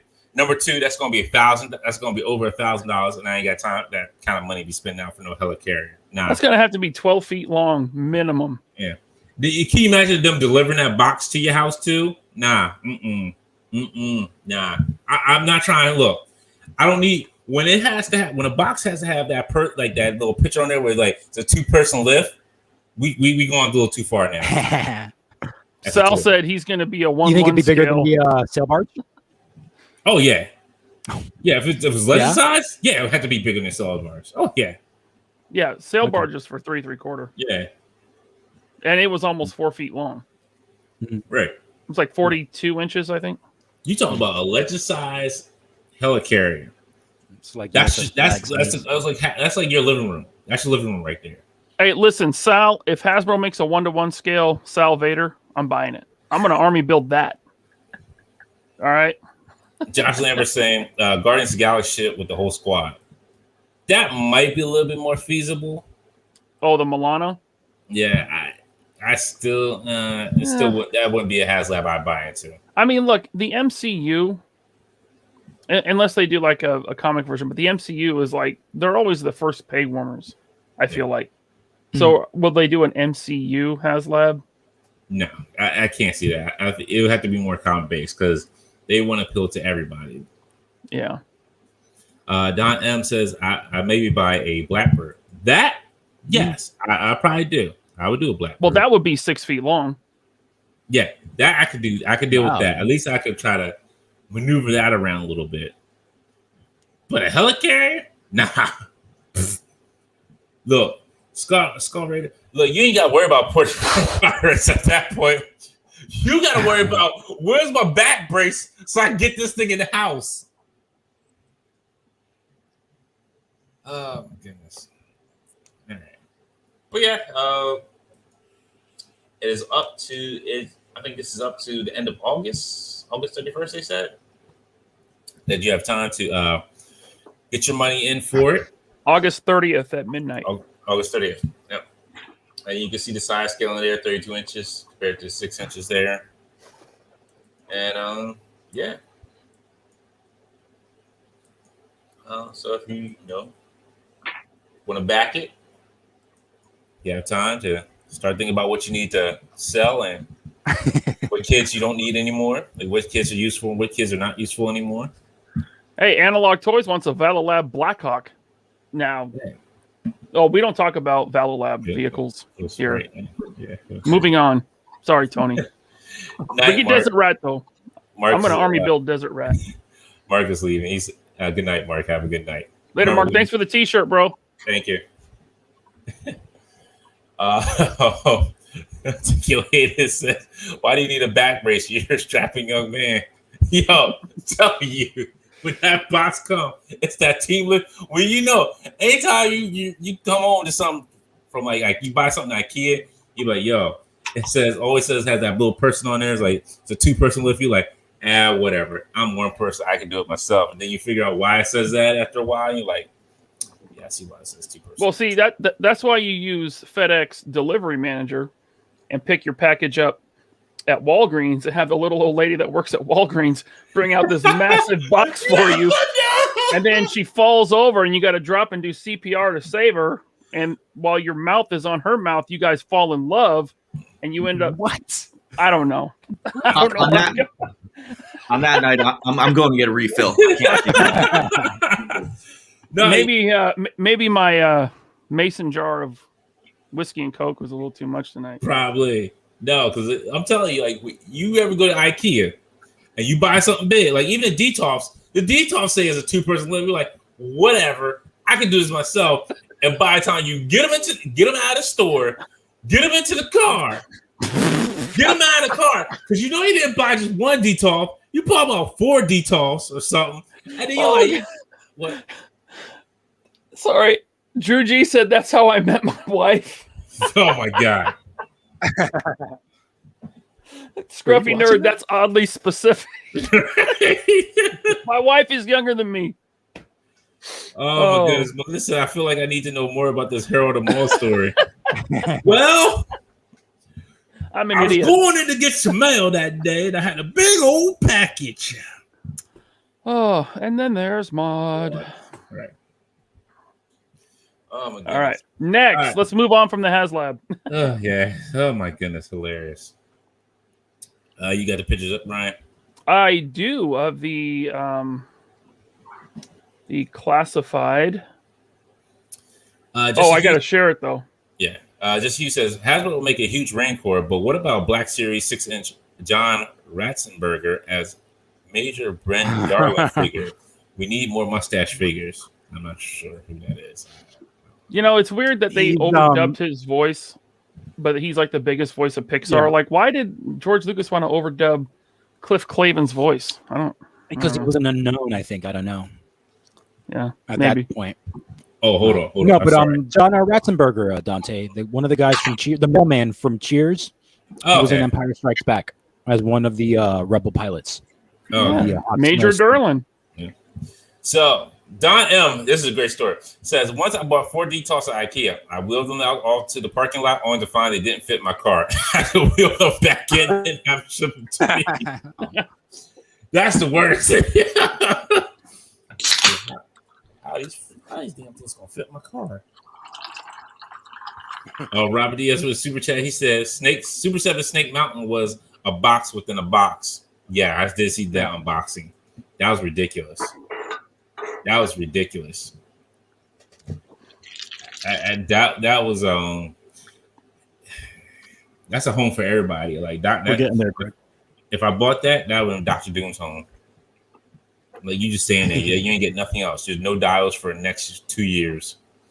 So they did announce finally, well, kind of announcing, kind of got let loose, cat out of the bag. This color changing Hasbro Pulse Fan Fest? It's PulseCon. PulseCon, sorry. Yes, Hasbro Con. G.I. Joe Zartan Deluxe figure. Yeah, so probably PulseCon September, like last year. So they're kind of teasing what they're putting out. This is what G.I. Joe's doing. Easy pass for me. The Zartan I have is fine. I don't care about the color changing gimmick. I know the Gimmick vintage. is so cool, man. I know the vintage figure did it. Somebody has this figure already. Yeah, they get them really dark too. That's what I love about it. Yeah. So the figure does not look bad in person. I've seen somebody post it up in the G.I. Joe group, and it doesn't look bad. I don't know how much is it. it's $36.99. What does that say? I don't know. It's debatable because Zartan I have is already good for that Was little that- feature. Is it $10 What more up? for that feature? Well, it comes with a ton of accessories. Yeah. Sorry, Dante, I didn't mean to cut you off. No, that's what I was going to say. Is that it comes with a bunch of accessories as well too, but you just freeze him, and he turns blue. That's it. You freeze them. It's not the sun. Yeah, you put it in a freezer. Like you do like you did with your old figures when you wanted to freeze them. Like Captain America, you want to have them on ice. You pour some water on them. You freeze them. But yeah, they said they just put him in the freezer. He turns blue, and that's it. Yeah, he comes with a lot of optional faceplates there, including I think on this side it's all heads. Like this is like 3 faceplates there, and then I think these are full heads. I can't really tell. I think the skull is a mask. The skull is a mask. Yeah. Looks a little familiar, Bobby. Hey, man. But you get a Nero. you get a classic-ish Storm Shadow, which we still don't have that figure. And then what's weird, you know what's more funny? I wonder if you can pop that head on your Storm Shadow. It would be the same. Well, that Storm Shadow would still have the snow camo look. You know, they did the I'm sorry, I think it's Snake Eyes. Sorry, I think it's Snake Eyes. Yeah. They did the Ninja Force Storm Shadow as an Amazon exclusive. Yeah. So the regular release of Zartan didn't come with the bow and the quiver, correct? Correct. Or the rifle. So if you notice, there's an Arashikage symbol on the bow or on the quiver. So that's probably the quiver and the bow that you're going to get with a more classic looking Storm Shadow. Yeah, So well, maybe that bow and quiver came with the first Storm Shadow they put out. Oh, it did? Yeah. Oh, the 90s era Storm Shadow? Yeah. Yeah, that Amazon. Oh, okay. Okay. Never mind then. Yeah. And that is the Amazon Storm Shadow head. It's just not black. Like the other one is, I think it's black. Yeah, it's black. Is it? Yeah, it's black. Because they incorporate a lot of black and like the snow type of look. I don't know. Yeah, it was like black, gold, white, and some other mixed colors in there. So $36.99. It's the PulseCon exclusive. Personally, I think it's the perfect exclusive because it's an easy pass if you already have the other Zartan and you're not a completionist. So you really have to put him in the freezer in order for him to change color? No, I think he's gonna no. It's a sunlight. I thing, mean, right? if they're stupid, they would do it cold temperature, but I think it'll be a heat change. Yeah, it's a cold temp. They just I'm just saying what the person did with their Storm Shadow, with their Zartan that they bought off, I don't know, from wherever. They said they had put them in the freezer, and that's when he changed color. So it's a temperature change. So here's the official description from Hasbro. The Master of Disguise Zartan action figure is sensitive to heat and cold, and will change colors in cold weather, under warm water, and more. More. I mean, what is there besides hot and cold? Yeah. Kind of hot, kind of cold, lukewarm. How many colors are we talking? What if you like pissed all over? Water? Well, it's warm. Well, Bobby. No, what'd you say, Bobby? No, I said, what if you pissed all over it? I'm not trying to throw shade. I'm going to buy this figure. I like this figure. I'm waiting for the video to. I'm surprised Bobby said even buy it. I'm just surprised. Listen, I love that Zartan figure, and I do too. This one's a good job. Plus, I feel like my Bone Collector figure is lacking, especially in the mask department. So I kind of want to get a new skull mask to put on the Bone Collector. Plus it up a little bit. Greg Fenstad said the bow and quiver also comes with a $10.99 Storm Shadow for the movie. Yay. That movie figure. Okay, so that's G.I. Joe. And then do we have anything else from Hasbro this week besides the HasLab? I don't think we did. No, I think that was it. Unless it's like the Transformers that they had. There's a couple. I think there was a couple. Oh. Yes. So should we move to Mattel? Yeah, we can move to Mattel. Now, a lot of people are saying things about Bobby's opinion on this Slaughter figure. Bobby, how do you feel about this Slaughter? I actually love this figure. It looks good. It's a great figure. I love this Slaughter. I saw it. I was like, oh shit, that's awesome. I think it looks good, man. I find so. Here's the funny part about it. For those of you who don't know the history of the LJN Slaughter, well, I don't want to say LJN Slaughter figure. Hasbro did a big rubber LJN type Slaughter figure, but as a Hasbro mail away. When just at the tail end of when LJN was doing their WWF figures, so they kind of ripped off what another company was doing to do their own version of Sarge. Now you have Mattel doing a G.I. Joe colored Sergeant Slaughter, because Sergeant Slaughter didn't look this way in WWE. Yeah. So this is Very the way strange. he looked as the mail away version for Sergeant Slaughter. So Mattel is now ripping off Hasbro and doing the Hasbro designed Sarge from the 80s mail away. I think it's hilarious. It's a great looking figure. I mean, the Ultimate stuff, some of the proportions are very off. Like, I think their legs are too long on a lot of the figures, especially like on Sarge. Oh, he's part of the Ultimates line? This is an Ultimates? This is an Ultimates. Yeah, it says it on the front. Oh, yeah. I see. Okay. Yeah, and he's got the butterfly joints. Mm-hmm. Because people were telling me that like my Sarge isn't big enough. Sarge is not a big guy. He's only an inch or two taller than me. He's not, and back then he was more on the like rotund side. But when Sarge first started, he wasn't jacked. He was never cut like this. He wasn't big until G.I. Joe made him big. So I think that's what people think of Sarge. I think, because he's big because he's G.I. Joe big. He's not a big guy. Yeah, I was surprised at Joe Fest. I thought I'd be looking up to him, but I was like, he's probably 6'2". If I had to guess. So when I see this, it's like the legs are a little long for me. But listen, man, this is an awesome figure. I love it. Yeah. I think it's great. Looks good. I think I might have to grab it.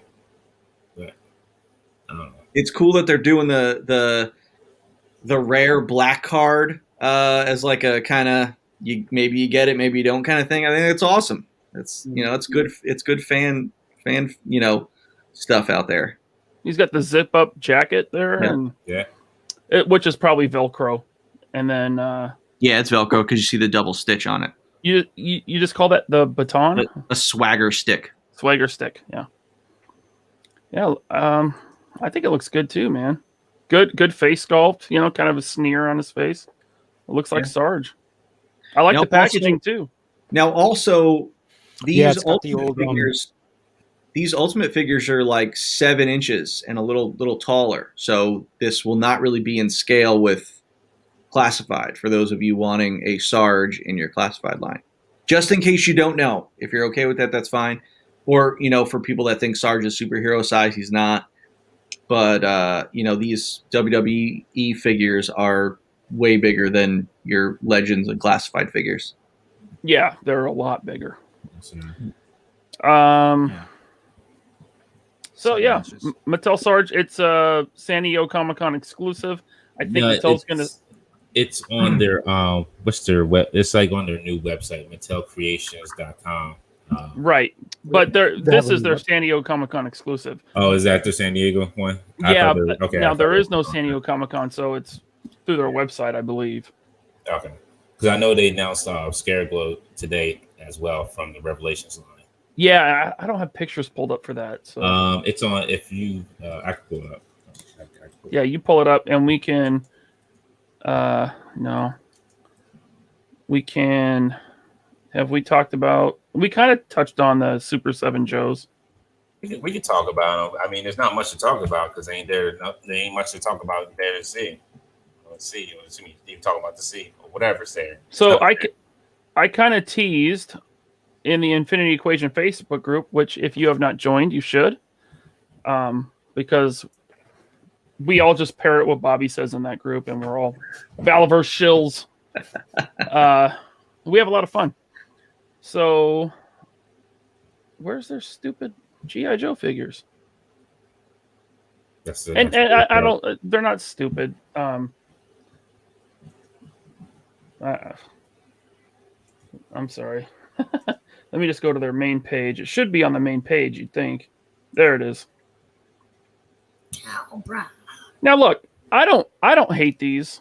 I'm not buying them because I'm not interested in a figure with this articulation, but they look like the cartoon, and the dog, the wolf, I think he looks good.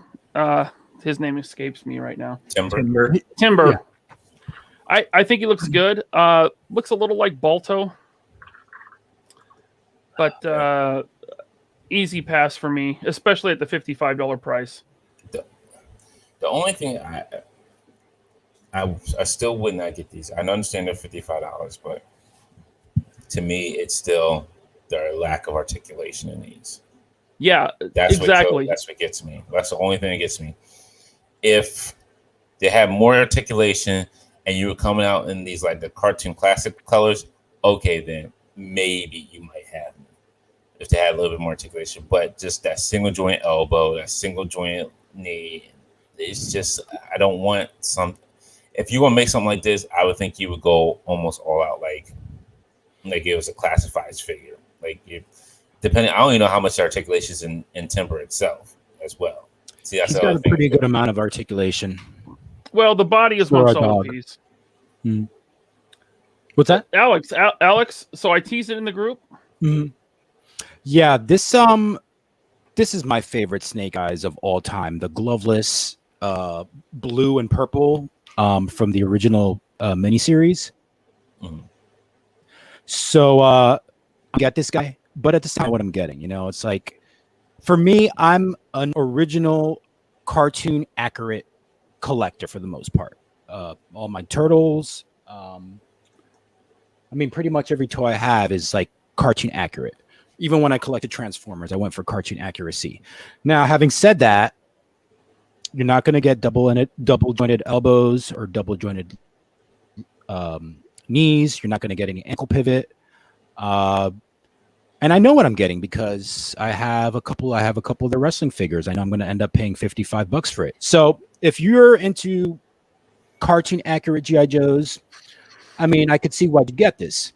But if you like the more modern, updated versions of G.I. Joe characters, go for the classifieds. And if you want the best military line in toys today, then get Action Force. But it's good to have options. I'm going to get this guy. But I'm not going to get the line on my ass. and I'm going to prelude to say this, like, as much as criticism we give, like, everything has a plus and a minus to it. If you're just going to speak about the pluses about it, you know what? There's no point. You just kind of You're just helping everybody. You're not really helping anybody make a good choice and decision. You got to give the pros and cons about it. And a big example is, and I went back and watched this again, the Angry Video Game Nerd. If you ever seen his YouTube channel, he gives props to the games that he likes, you know, that are good for like Nintendo, Super Nintendo, Sega, whatever system it is. But the other ones, he talks dog crap about them. Like, yo, it is what it is.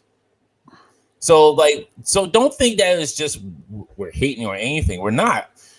Honestly, it's giving constructive criticism. Like, if nobody ever had constructive criticism, nothing will ever get better. Yeah. Okay. And you know, one thing, it's like, and I think I mentioned this before after watching Ryan on, I think it was on Tony's stream or something, but not everybody collects for the same reasons necessarily. I am more of an aesthetic person. Like, sculpt and paint apps are more important to me than articulation. I know for you, Ryan and Dante, articulation comes first, right? Yeah. So that's why it's easier for me to jump on this Snake Eyes figure, because I don't need, it's posability it's not on the top of the list for me. It's third from the top. So I just wanted to say that, you know what? I'm not even dumping on these except for the price. Yeah. I don't think the value's there. No. But I actually went back today, this morning, because I was watching Toying Around stream with Brian Flynn last night, and I looked at some cartoon images, and these are accurate. Like, these look like the cartoon. Yeah. But the price and the fact that it doesn't have the articulation that I want, easy pass for me. So my question also too is, do you think it's being like G.I. Joe's oversaturated now because you have Hasbro, you have Super 7, you have Mezco, all dipping their hands into this? Is it going to be an oversaturation now that you got so many options for G.I. Joe? You don't though. They're doing 4 figures. Mezco's doing 2. It's not oversaturated. No, I'm just saying, like, you're getting. I understand you're getting, like, you get different options. But what if, like, say, you still have 3 lines concurrently selling Joe stuff? Yeah, right. The Super 7 and the these things so specialized that it's not gonna hurt the brand at all. Okay, I was just curious. I just wanted to see what your opinion was. I think of all of them, the Bat is my favorite, but again, you've heard my reasons why I'm not getting them. Yeah. Rick Sharkglass, super chat, thank you, says, we went from having no G.I. Joe in the market to having many options in the market. Great time to be into Joe. I have plenty of room for Action Force. Yeah. I mean, look, Bobby, you don't like the first wave of Classified, but Snake Eyes made it on my top 10 last year. And we made a really funny video clip of it. Just because we disagree doesn't mean that you hate everyone that buys this stuff, It's, I mean, what I like for, everyone to go with their educated brain over nostalgic desire, yes. Because, like Alex, what you were saying, like, for you, it's aesthetics. For, Dante, Ryan, it's articulation. For me, it's price value. I guess because I know what things cost and I come from, toy product development. I just don't. If you want something, you want something. Do I spend over $100 on a Steel Brigade piece of paper? Yes, I do. So I get it. But there's vintage and there's modern. I would like for the fan base to, vote with their wallet a little better. And yes, like this, you guys are almost like, fish in a pond. Like, that worm comes in, you're like, let me get it, but maybe look at what that worm is attached to. It's like, if you guys are willing to pay $55 for a figure that should be $20, what does that say for the market? I'm not saying, because I don't want people to think that I want Super 7 to fail, even though, like, my personal issues with them aside, I'm saying toy company wide. I'm saying the whole toy industry. I would rather you be smarter customers, and you know, I know I've heard Tony and Michael say it about, you know, voting with your wallet, you know, but it's like you're not, because there's always going to be, you know, there's always going to be people buying it. I wish you guys would say, like, we're not going to pay $55 for this, because it's not, guys, the price value is not there. Like, I'm not going to get into my feelings on this. I'm just saying, as a someone who understands the industry, and also as a consumer myself, it's like $55. Like, it's what I was saying about the, you know, look at Galactus and then look at the Thunder Tank. Look at a classified figure and look at this. I get it. The bait is easy for you guys because it's cartoon. They're tugging at that nostalgia string, and guys are like, yes, and I get it, because that happens to me all the time. You know, I would have rather a vintage figure line, because I think the vintage figures look better than the cartoon stuff. But they do a lot of cartoon stuff. Their focus is cartoon based. Mm-hmm. Yeah, and it's the price value is the big problem for me, especially when, you know, the articulation is so limited. And, you know, when I see, you know, the Power Ranger stuff, and it's like the Legacy collection is $20. So, you know, even you can go on the secondary market and get it for less than what, you know, their stuff is going for. So you know, do I want you guys to understand and not buy it because it's a bad value? Yes. But if you like it and you want it, all right. You know, I saw a lot on our Silverhawks video. I uploaded a clip of, you know, our thoughts on the Silverhawks. I saw in the comments, I saw a lot of, well, yeah, I see all the issues and they're too expensive, but no one else is making Silverhawks, so I'm going to buy these. And I'm like, well, fine, buy them. But if you buy Silverhawks for $55 that you don't really want, then you're never going to get the Silverhawks that you really want. Or because that's the only option. Right. Right. I mean, are you going to take what you can get? Or are you going to withhold your dollars until these companies that don't care about you produce something that you do want? Yeah. But you know, I mean, buy what you want. And that's fine. I mean, listen, Venger, Antoine, I'm not biased, because they're not a competitor to me. They're not. No, they're not even competing with other Joe lines. Yeah, these are 7-inch figures. Yeah, they're 7-inch figures. Why they're allowed to do them is because they are 7-inch.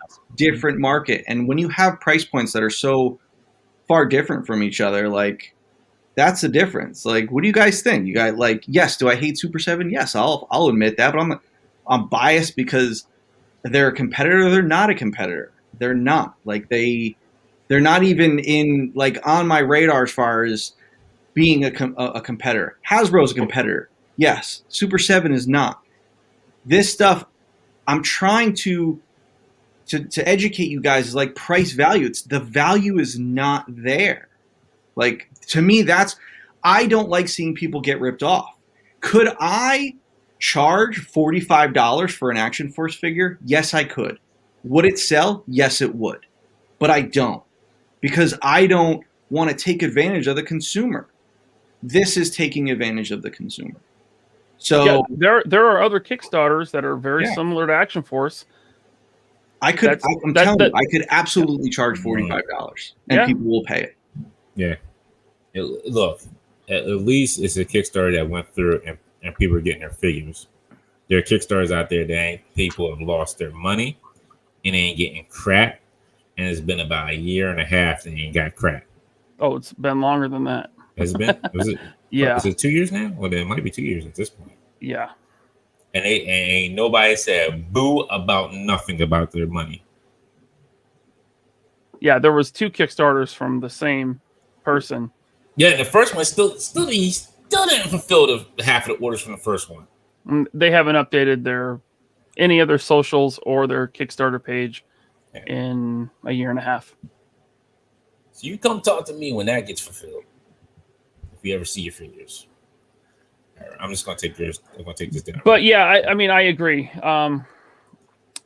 Yes, they're both action figures, but Action Force and Silverhawks and this are in totally. I think totally different collectors are buying these things. Of course, there's some crossover. But. There is there someone you said go. in the chat that Super 7 is competing with the likes of McFarlane more than they are with Hasbro, that kind of company. Not really, because McFarlane. If you look at McFarlane, they're not really competing with McFarlane because McFarlane is a $20 figure with a great. I hate as much as it hurts me to say this, and you know how much it hurts me to say this. The sculpting on McFarlane for a $20 figure is freaking amazing. Yeah. I would not, hands down. The sculpting on it looks freaking amazing. It just lacks articulation, but it's still a $20 figure. Super 7 is not competing with anything on McFarlane's side because if Super 7 wanted to do that, you would see better sculpting and articulate. How do I want to say it? You would see a more how can I put this? Maybe you may know the word that I'm looking for. A way that they would be on par with them, but Super 7 is not even on par with McFarlane. They really, honestly, nobody's really on par on sculpting with McFarlane, except for Four Horsemen. The other thing that kind of concerns me is if you notice, all their stuff is made to order.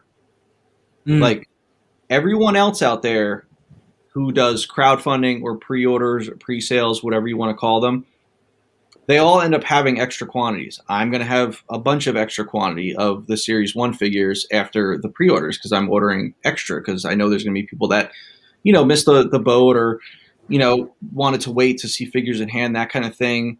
When you see a company only doing made to order, that doesn't put a lot of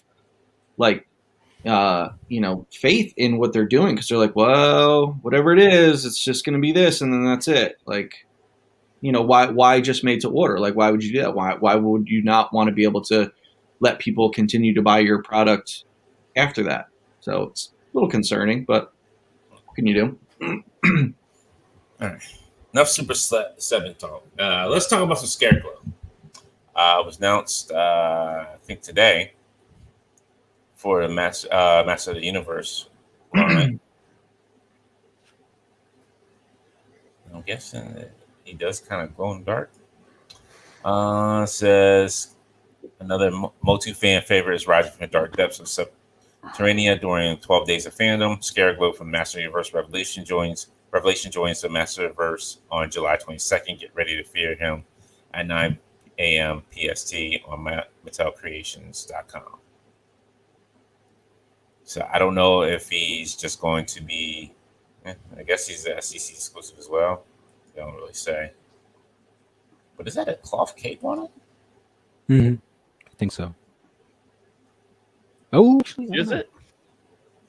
It almost looks like it. I think it has a bendy wire in there. Did they put a wire in it? That would be awesome. I think so. Like right here on the edges, I think there might be. It looks like it might be a wire because it looks like it bends. I don't know. Well, that the part around his shoulders is definitely plastic. Yeah. Oh yeah. Yeah. I'm just thinking. I wonder if it's just like it's part of this, and then it turns into like a bendy wire here, like that. This Looks. I don't know. It's hard to tell from the pictures. Right. If I had to guess, I'd say it looks sculpted right now. Yeah. Yeah. I thought maybe it was fabric, but I'm thinking it might be sculpted too. It looks fabric because I don't see it. I see a seam. It looks like a seam line in here. I don't see a difference. Yeah. But all the pictures are of the same pose for the cape. Right. The cape looks like it's posed. It might be sculpted that way. Yeah. It just looks like because there's a seam line like right here. I was wondering. That's what I was wondering why. I was wondering myself. Lion Convoy. Hey, how you doing? With Super Chat, thank you. I says ready to spend $20 on new Joe toys that are objectively inferior to vintage. You skipped over the reaction stuff.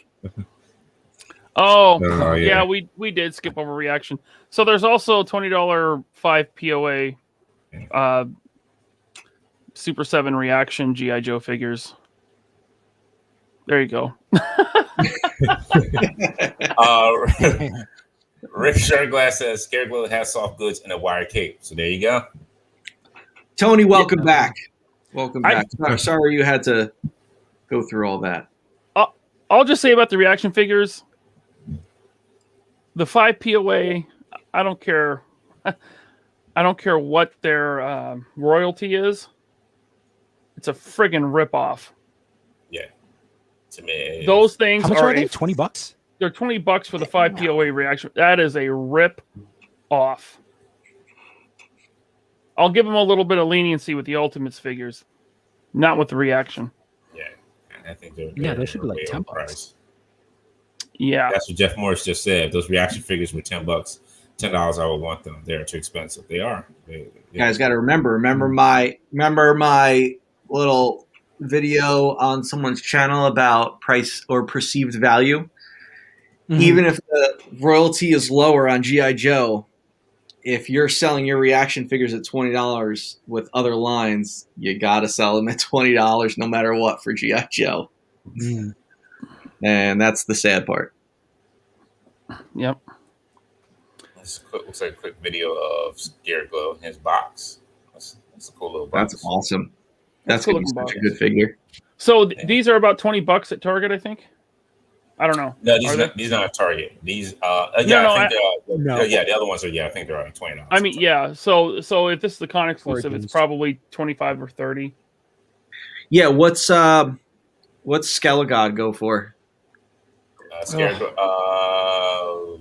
He's like 30. It's probably it's comparable, right? They're comparable figures. I mean, I bought the Battle Cat, and that's worth all of the $40. That thing is awesome. I mean, some like vintage collectors might not like the updated sculpt to the helmet and whatnot, but the articulation and the size of that thing, totally worth $40. I think it's a really good value. Yeah. The thing I love about that Battle Cat is that when you take off the mask, he looks like Cringer. And like, that was cool. No, I haven't opened mine yet. I'll open up this weekend and take a look at them. See. If they release that Battle Cat again with a like an angry face, like the vintage Battle Cat, I'll buy it again. And I don't even like He-Man. I think that's how good I think that thing is. I love it. You know what's funny? I'm not a fan of like the old school one, but I'm more a fan of like the 2000X one. Really? Yeah. Well, like you mean the cartoon or the figures? Yeah, the cartoon. The cartoon was great. Yeah. I feel like the 2000X ones like have more like of a story to it. It's more. They do more fleshed out. Yeah. So, Tony with the super chat says, "My reaction is to not buy them." Yeah, mine too. I said we skip over the McFarlane 66 Batman stuff. I don't know. We're already at 2 hours. We still got like we touched on. They weren't more pictures weren't shown, but we talked about them a couple weeks ago. Okay, but we didn't. I think the Batcave came with. Actually, I think one of them comes with a Batcave, doesn't it? Or is it? No, the Batcave is sold separately for $30. The 66 Batcave.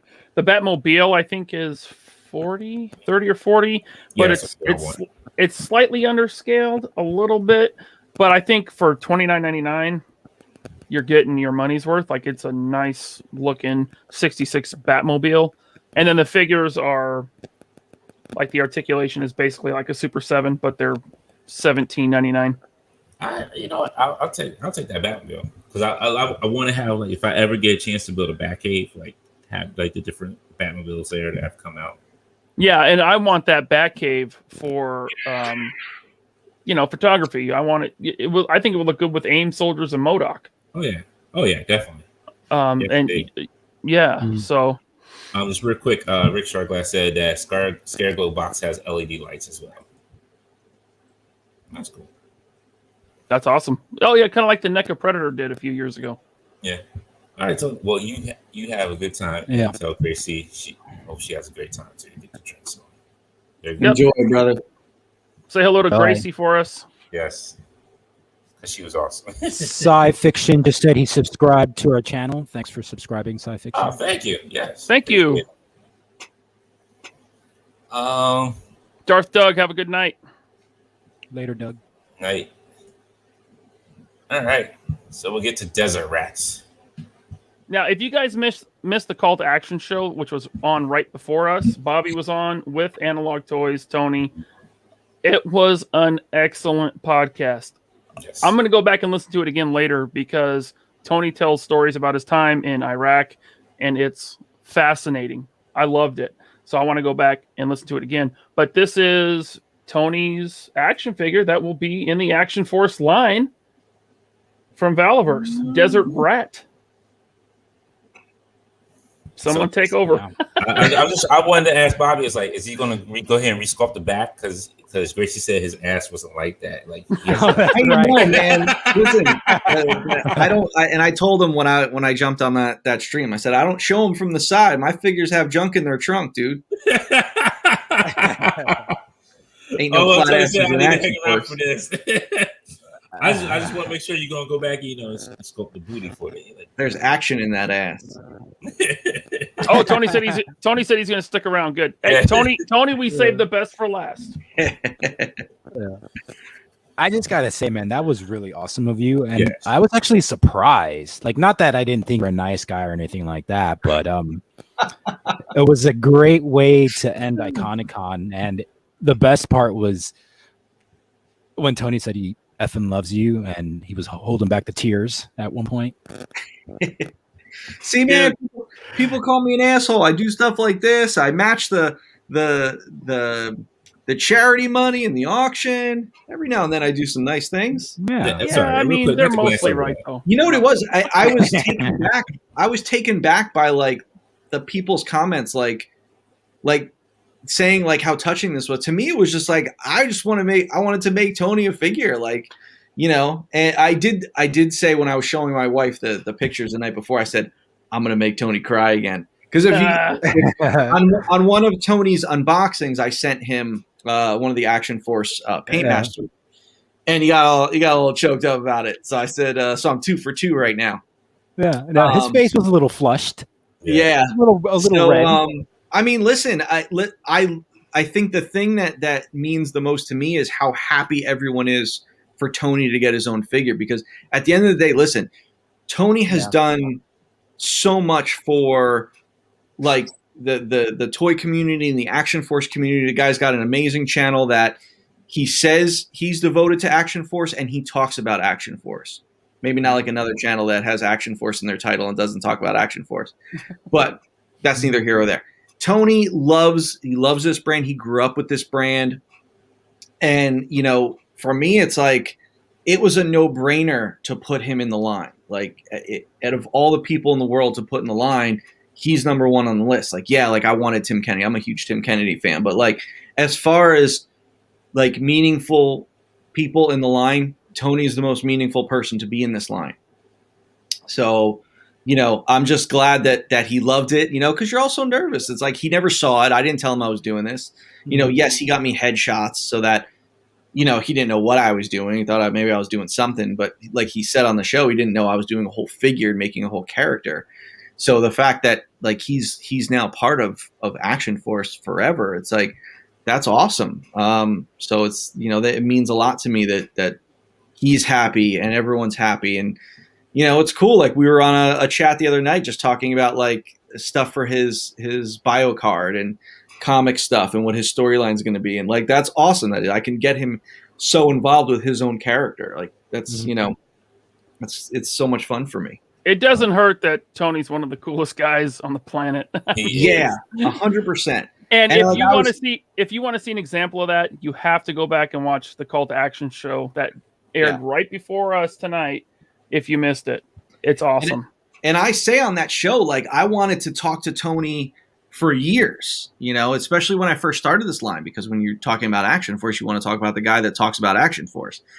So Michael got the introduction. I remember I was so nervous. Like we were doing like a kind of like a 3-way like stream chat, not live or anything like that. It was just the three of us talking. And I was so nervous. Like, oh man, what is he going to think? Is he going to get on and be like, it's kind of rubbish, mate. And, or be like, like, oh, it's kind of cool. But the fact that like he loved it and he was so into it, like from the start, like Man, that was kind of a relief, and also just, you know, it meant a lot to me for that, you know, and the fact that not only that, but like we become friends. Like I love Tony. Tony's, you know, I'll ride and die with Tony. I can't wait to fly out to Australia or fly his ass here, man. Like as soon as they open up his continent, one of those two things is going to happen. Either I'm flying out there with some people, or I'm getting him out here. You know, it's like I just want to hang out with him, like, you know, because he's just a cool dude.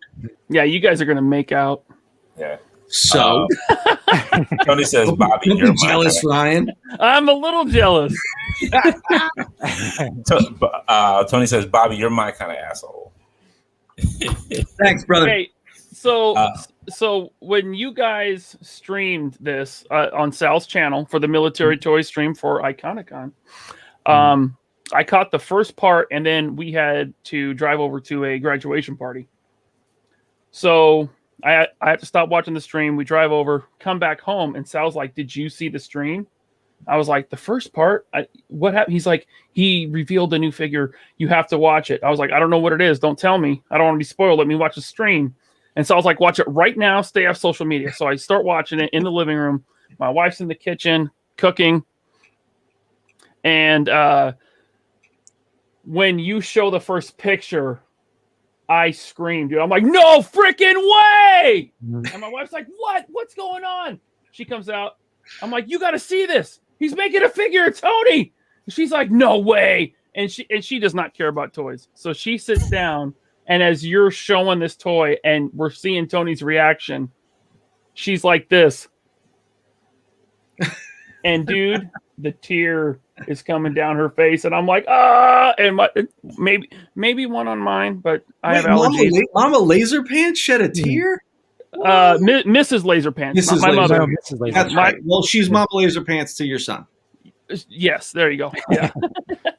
Yeah, and it was just, dude, I had goosebumps. I was like, this is the coolest thing ever.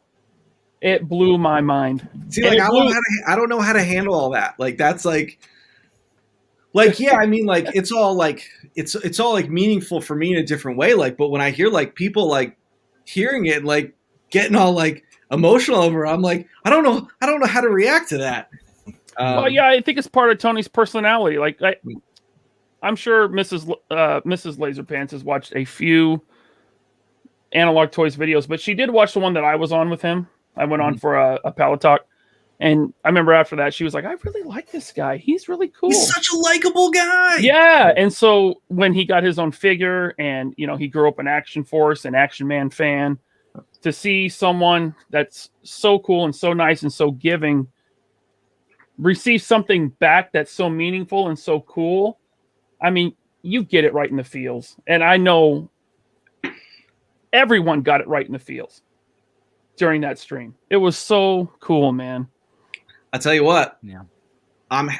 When Tony gets his first figure, I'm going to be in person giving it to him. Yes. So there you go. That's the best. That's the only We're way. gonna pop out of a birthday cake.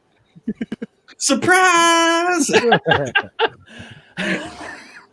Yeah, it was extremely well received by everyone, not just Tony, but everyone that was watching. Listen, big thank you to Sal for letting me do it on his show, because you know, like I asked him, like, hey, can I do something on, like, can I make an announcement on your show? And I asked him if he wanted to be surprised, and he said he wanted to be surprised. So it was kind of cool that he got to see it for the first time too. Yeah. And then real quick, we have some comments here. Salvador says he's a real hero of respect. Yeah. She says, Bobby, can you add an Analog Toys t-shirt as an accessory so you can have two to display? We'll have to talk to Kevin from Toying Around, although I talk shit about Super 7, so maybe he won't do shirts for me anymore. Kevin's a nice guy. Oh, I don't think. Yeah. Sorry, Don M says I wanted to get two Desert Rats and two version 2 Slaughters tank top Tony. Brian Rollins says first line to have live veterans, true salute to service and some awesome relationships. And that was the other cool thing. So like having Tim in the line was important because he's still active. Like he still does special forces stuff. Like he comes in, he goes out, he comes in, he goes out. So he still does it. Tony has done it, and like to have these real life heroes in the line, like that's really important for me. I've never served, but I have the utmost respect for every branch of military. Here, overseas, you guys don't know what it's like to be in the military. I don't know what it's like to be in the military. These guys are heroes, and they deserve the respect that they should be getting. You know, the cool part about it, Bobby, was that you also made his modified weapon. Yeah.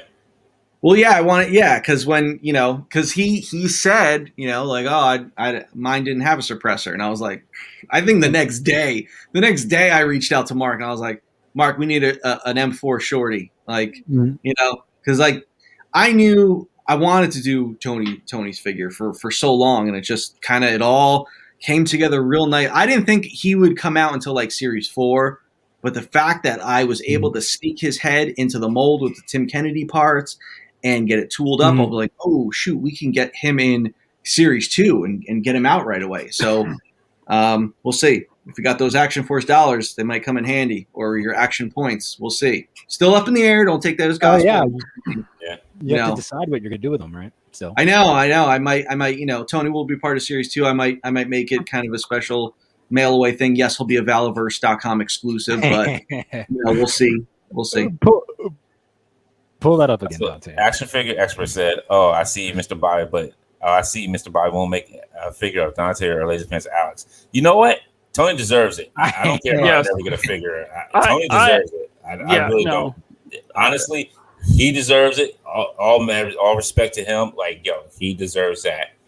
See, I opened the floodgates. Now everyone wants a damn figure. Yeah, I don't even want to make a figure. Hold on. Wait a minute. Let's back it up. Nobody's asking for a figure. No. Everyone's asking for figures of other people. Look at Skew Raider. Look at Skew Raider's comment. That would be a great idea. Team Infinity Equation box set. Look. Let's warmer. Yeah, right. As cool as I think that would be, for purely narcissistic reasons, let's not water down the line. Right. Yeah. You know what I mean? Yeah. I mean, I think it's cool, like the people you're choosing and for the reasons you're choosing. That's cool. I'm just Alex. I love you, man. I want an action figure of you, but I'm just saying. You know what I mean? You do. I thought you'd say you'd want a figure of yourself first, but you want a figure. Look, he couldn't make a figure. He couldn't make a. Hold on, all right. Let's be honest. Let's be real. He can't make a figure of Alex because he would not scale into Action Force line. You can't have a 1/6 figure with a 6-inch figures. Come on, Alex. When I can get Hot Toys to take the movie line and like do movie figures. I'll make them do an exclusive. That's what they'll make. There you go. See, there you go. But hey, people were saying the same thing to Michael French. Figure? Huh? What's that? What's that, Ryan? Oh, I was just going to say people were saying the same thing to Michael French. Hey, Michael, when are you going to get an Action Force figure? And he said the same thing. Tony deserves this. He's like, I'm just the guy that makes. I don't know if he said this exact thing, but he kind of said Tony deserves this, not me. Right. What else is awesome is that Tony's mom loved it. Tony's wife loved it. Like, I think one of the first things I asked Tony was, what did Gracie think of it? Like, because like those are the people that are close to him, and the fact that they love it, like that's even more meaningful. Well, Gracie said Tony's milkshake brings all the boys to the yard. This figure is inaccurate to Tony's backside. Right. That's it. He needs a little more badunk. Jim Larko says this is why Action Force. Super Chat says Action Force fans are diehard. Quality figures, great storyline, and love for veterans and friends. Enough said. Tell that to the foosh. Yeah. And then Tony said he's talking about the forums. Who likes the custom M4 rifle? I do. Yeah. I mean, I'm more of a Scar fan myself, but M4s are the vintage era rifle. Well, I like any automatic gun, any automatic rifle. I'm good with it. You know what I noticed about your line, Bobby, is that you have a lot of veterans that are into Action Force. I'm surprised. Well, it's like I said, I haven't served, but my best friend, he's currently in the Navy.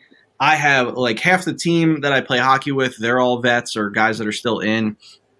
So it's like, even though I didn't serve, it's like I said, the utmost respect for our military, and I just love like real life heroes. Like they're real life heroes, and I employ a lot of vets and current guys. Like the gentleman that helped me with just military consulting stuff on the comics. He's I think he's active or he's a vet. Mark is I believe Mark's still active. Who does the weapons. It's like it's important to have these guys as part of the line. Like I don't just do it as some marketing ploy. Like I do it because I want to know that this military line is also done by military professionals. That makes sense. I'm sorry, just a real quick note. Rest in peace to Bismarcky. He passed away. Oh, really? No. Yeah. Bismarcky? Just today? Yeah, today. Just who did? Oh, wow. Bismarcky. Bismarcky. Oh, man. You know, when you know about it. He's like, oh, baby, you. Yeah. Oh, okay. Yes. He's been on a bunch of Beastie Boys albums, too. Yeah. Yes, yes. So, Yeah, I was exposed to Bismarcky from a Beastie Boys album from Check Your Head. I didn't know who he was before 1992, and man, that's really sad, man. Yeah. I'm sorry. Yeah, I just wanted to. Prayers to his family. Yeah. So sorry to hear that. That's a big guys. That's a big loss. Yeah. All right, ladies and gentlemen, I think we're gonna wrap it up here today. On a sad note. On a sad note. No. All What right, about we're not going to go I was gonna wrap it on a sad note. Okay, I was going to say something else before y'all just cut me off. Like before you did. So it says, "So Bobby, are you my boss now?" Hey, you said it first. Who's the boss? Tony Danza. Ha ha! Bobby Danza. So, for the rest, it's gonna be a busy couple in like a month and a half, folks. Just letting you all know this right now. All right, Alex. What Hot Toys figures did you want? You don't have to. No. don't I'm sorry. wanna I don't know. What Hot Toys figures? Let me see if I can find them for you. Nope, I got him. You got them. You okay? Ryan's gonna bring up your Hot Toys. Before we wrap up, we gotta talk about Hot Toys. Hey, it's all good. Honestly, these Hot Toys look so good. They do. But they're ones I'm not buying, even though you try to tempt me to buy them. That shark, I don't know what his name is. All I know is he's a shark in DC Comics. Killer Shark. King Shark. But King Shark. and I don't even like the design in the movie. I think it looks goofy, but I might buy him. So you gonna buy Sylvester Stallone? You're gonna buy him. Stallone's doing his voice? I think so. I kind of like him now. Is he? I kind of like him now. It's all you were sold on. I think it looks cool. I mean, I like think it Sylvester looks cool. Stallone. I don't like this design. I'm not going to buy this figure, but Yeah, if it was more comic accurate, King Shark, then I'd be like, okay, I might. But this is very much is- the laser pants body King Shark. right. Yeah, this is big boy fat season. What Have you Dante, ever seen a great white shark is built like a CrossFit athlete? A great white shark is like an apex predator, like an alpha athlete, and then you have like King Shark. He looks like Thor on the couch in Endgame. See, that's not the designer for the movie. In the comics, he has a more muscular build. He's not like flabby and under. Yeah. Okay, I was gonna ask. Yeah. Okay. Tubby, look like Tubby Ruxpin over there. All right, see, Chris. I'm just wondering what kind of. I mean, it's got to be like a rubber body. Oh, this guy, Probably. which is scary. Let's go to his Boba Fett. So they only have one picture of King Shark. Okay. Yeah. Then there's a lot of other Yeah. Suicide Squad stuff. Yeah. Which I am dismissing it to get to. Articulated said it looks like a cousin I have in Houston. Omega Weapon, greatest comment ever. You guys have to be MMA fans to get King that one. Shark with a Fedor body. Fedor Emelianenko. People Emelianenko, call him one of the yeah. greatest heavyweights of all time. Guy had a belly like a dad bod. Yeah. Oh man, I'm getting this Boba with the throne. They offer them in two. They have like with and without the throne. Honestly, he looks a little too slender. I was just gonna say that. Really? You Well, think? maybe they're as good. Oh, He crunchy was Cheetos fat in the with show. the super with the Super Chat Hot Toys makes George now. You know, Bobby, I'm larger than Tamora Morrison, and you kind of hurt my feelings. But you're taller and more proportionate. Yeah. Hold on, I'm logging into the Foosh forums to talk about you. This is good. I mean, but it's still not gonna make me buy it. I told you there's only one figure I'll buy out of all those. Oh, out of the ones that they revealed this week, you mean? Yeah. Yeah, you like the Spider-Man Chroma something? What is it called? It was it's off of the Spider-Man Miles Morales game, but it's like it's based off the Prowler suit. See, from different angles, this looks more show accurate than the one. Now that looks like a big boy Fett right there. Yeah, Ryan, you see I that? guarantee you he's going to have a little belly undershirt. When they want to make their figures look a little heftier, they always put like a little belly shirt underneath, and I'm pretty sure he's going to have one. Yeah, I mean, I'm still not jumping in with Hot Toys, but man, this looks good. What character or figure would make you jump into the Hot Toys? A re-release of Christopher Reeve, or you mentioned it before. Yeah, or Empire Luke. I almost jumped on those back like 10 years ago when they came out. Yeah. What held me back was I had a very young kid, and money was tight for us 10 years ago, so I made the right choice and I didn't buy those.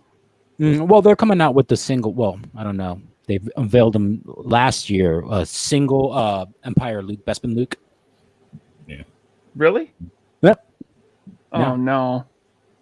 Yeah. Oh no. The one that you were thinking about buying was a 2-pack. It's the one that I have. But Okay. this one is a new sculpt, and it's just one figure, undamaged. The 2-pack was battle damaged, and then regular version. I remember he came with like the weather vane that he's hanging off of. Yeah. It's actually hanging above my my desk. Yeah, I'm in on this for sure. Alex, And I want to ask you a serious question. Yeah. I'm not even trying to be a troll here. I'm asking a serious question. Mhm. If you were Boba Fett and you spent years with tattered armor, why would you repaint your armor when you got it back? Oh, I know why. So you can sell another version of your hot figure. Well, you want to get that stink of Sarlacc stomach juice off of your armor. Well, no, hold on. It used hands like for years. Couldn't just wash it? No, because he didn't have to. Remember, because what's his name was wearing it the whole time, so he probably washed it before he started wearing it. Yeah. And this is not the first time he painted it, because he said in the show, "This is my father's armor."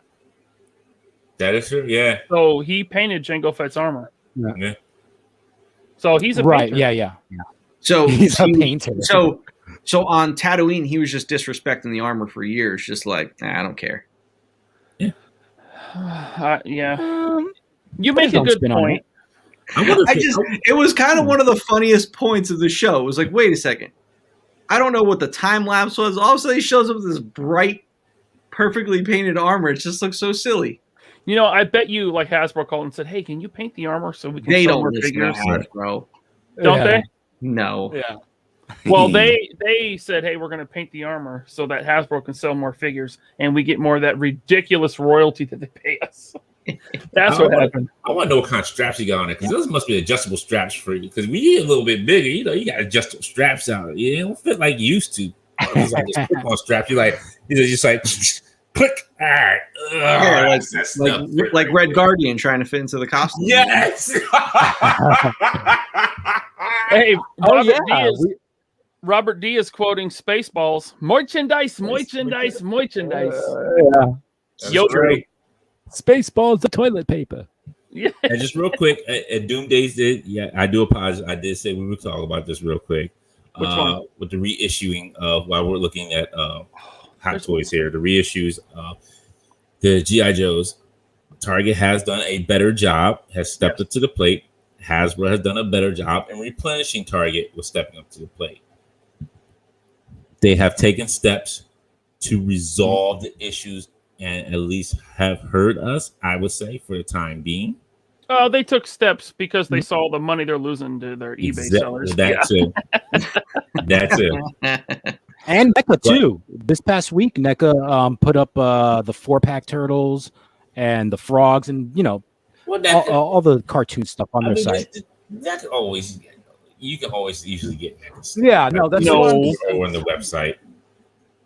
But it definitely was in reaction to everyone complaining about the whole retailer exclusives and stuff, for sure. Because since then, pretty much every figure, except for like the Loot Crate exclusives, I think, is the only one that hasn't gone up on their online store after they've been at retail. Oh, you see Fennec Shan? Yeah, so is Fennec Shan, this is not a 2-pack? She's sold separate, or this is just a tease? No, it's a tease. You know what they love to do is like whenever they're showing photography of like the figure that's going to go to the stores, they like to hide in another figure that they'll eventually release down the line. So Fennec Shan in this case. They also did it for Padawan on Obi-Wan from episode Qui-Gon came out, and Bespin Han when I think one of the Leias came out from Empire. They liked it. Yeah. You broke up a little bit there at the end, Alex. Oh, I'm sorry. I was just saying that they like to tease figures that will come out eventually in some of this photography. Okay. Yeah, well, that's a good way to do it. The Fennec Shan looks good, too. And that unmasked head. Man, Hot Toys, man. I don't know how they do it. I don't know how they do it either. I don't know how I'm going to do it with this Spider-Man. Is there a Spider-Man I need to find? Nah, I pre-ordered the regular Spider-Man. Oh, they're doing the Mark 1 armor. No. Yeah, that's third. Not these. You don't like that one? That armor? Number, I don't like none of these. Okay, number one, I don't like none of these. Doctor Strange, Iron Strange, whatever you want to call it. No, you can skip on that. The Spider Strange, whatever that is. No, I'm not into it. The Deadpool armor, I'm not into Deadpool. It. No, and the Black Widow, it looks like a reissue with doll hair. Mm-hmm. Yeah, the Iron Man. This is a third re-release of him. And I think it has an even the first two releases are, I mean, I think they're going for over $600 now. And new head sculpt. But yeah, no, I'm not into these creator kind of takes on. I don't think the creator takes. From what I understood, these were from either deleted scenes. The Spider-Man suit, I don't know, because that's supposedly that Deadpool is not. No. Yeah. Doctor Strange. I think I've seen concept art of Doctor Strange from Infinity War. Yeah, that's the one. Yeah. That scene when they're on the ship with Ebony Maw, Tony sends his armor to Doctor Strange, and then the cape goes on Tony. So we had planned to do a 2-pack of Iron Strange and Dr. Tony, and when I went out to Atlanta, we went to the MCU film sets just before they started filming Endgame. Robert Downey Jr.'s stunt double was there in the tracksuit with the cape on, and I was like, "That's so cool." Okay, see, you're not going to get that info on any other podcast. Right. That's awesome. That's awesome. So it's kind of a bummer, and it's like we've seen behind the scenes pictures of Robert Downey Jr. wearing the cape. So there was actually going to be that fight in the ship that was going to happen, and that was in there. They kept telling us about that. They sent us concept art, and when they cut it, I was like, man, that's a bummer, because that would have been so cool to see the fact that the armor changes itself with the runes around it for Doctor Strange. To me, this is like. I don't buy Hot Toys, but that's pretty cool. So you're into the Doctor Strange with the armor? Oh yeah. Oh yeah. Okay. Yeah. You know what I'm not into? Spider-Man doing magic. Yeah. Uh-huh. Come on. And I think this is based off of No Way Home, unfortunately, because it's the same look of the figure that they show for No Way Home. Oh yeah, absolutely. And I wish they would just move Peter along and not have him continue to have a mentor. Yeah. Like for one movie that would have been fine with him and Tony, but Spider-Man, they need to age him up, I guess. It makes him seem weak when you got to put supporting characters in there with him. Yeah, see, and that's what I Avengers like about it. characters. That's the only thing I like about Spider-Man. Like, it makes Spider-Man seem like he needs somebody there to help him move on. No, he learned these mistakes on his own. That was the whole point of Uncle Ben being gone. Now, I'm going to give this movie a chance because Tobey Maguire, right? Dr. Octopus, what's the guy's name? Alfred Molina. Alfred Molina, right? Willem Dafoe. I want to see all that crossover. That's cool. I mean, none of that stuff's been confirmed, though, right? No, it's all but confirmed. They got set photos, or they have photos of Tobey Maguire showing up at the set. That's going to be interesting, man. That's going to be cool. Might be the first Marvel movie post Endgame and that whole thing to actually get my interest up. You know what movie I'm waiting for? Spider-Man Into the Dark. That's what I'm waiting for. You don't know what that is. No, it sounds familiar. It was the play. Thank you. Oh yeah. No. Nobody cares about that. The armor. Okay, oh. San Diego Comic-Con exclusive or Hot Toys exclusive. She better come with some cool accessories. I don't think they showed. Well, yeah, no, they did. She comes with all her Ironworks accessories. Okay. Oh wow. Yeah, she's a blacksmith. Mm-hmm. I love the fur overcoat. Yeah, she's a cool character. She's in our intro. Yes. Beating up stormtroopers. She has a very Karak-esque helmet. Yeah. Toy Fair exclusive. These go pretty quick. Yeah, there was a lot of speculation that the horns on her helmet were because she was from Maul's clan. Right? Because like the Maul Mandalorians had Maul horns, right? I didn't even know there were Maul Mandalorians. So is she like black with red tattoos like underneath? That'll be cool. Maybe we don't know because like she never took off her helmet. Did she die in the first season or second season? No. I don't think she died. No, they escaped, right? The yeah, they left. Yeah. Okay. They're definitely bringing her back. She's too cool of a character for them not to bring back. Yeah. She took out all the stormtroopers, and then they kind of, if I remember right, they kind of cut away. Yep. Mm-hmm. So. Yeah, because he just said you'll have to move the guild now, and they were like, "This is the way," and then that was it. I don't think he could come back to the guild. I think that was the problem because they had to move it. Because I thought that's what they were saying. Like he can't come back, or is he? Well, no, they have to move it because the Empire found it now. Right. It wasn't the guild. It was the coven or the coven. Yeah. That's right. Yeah. Okay, I thought I remember saying that he was expelled from the coven because he exposed them. That might happen because he kept taking his helmet off, and this was what was the name of it from Clone Wars? The Death Watch. Oh, the Death Watch Mandalorian. Yeah, so remember Bo-Katan when the Mandalorian is with Bo-Katan and she takes her helmet off and he's like, "What are you doing? Where'd you get that armor?" And she's like, "Oh, you're one of those Death Watch guys or whatever." Yeah. The Watch, I think she called him. So not every clan of Mandalore observed that never take your helmet off rule. Yeah.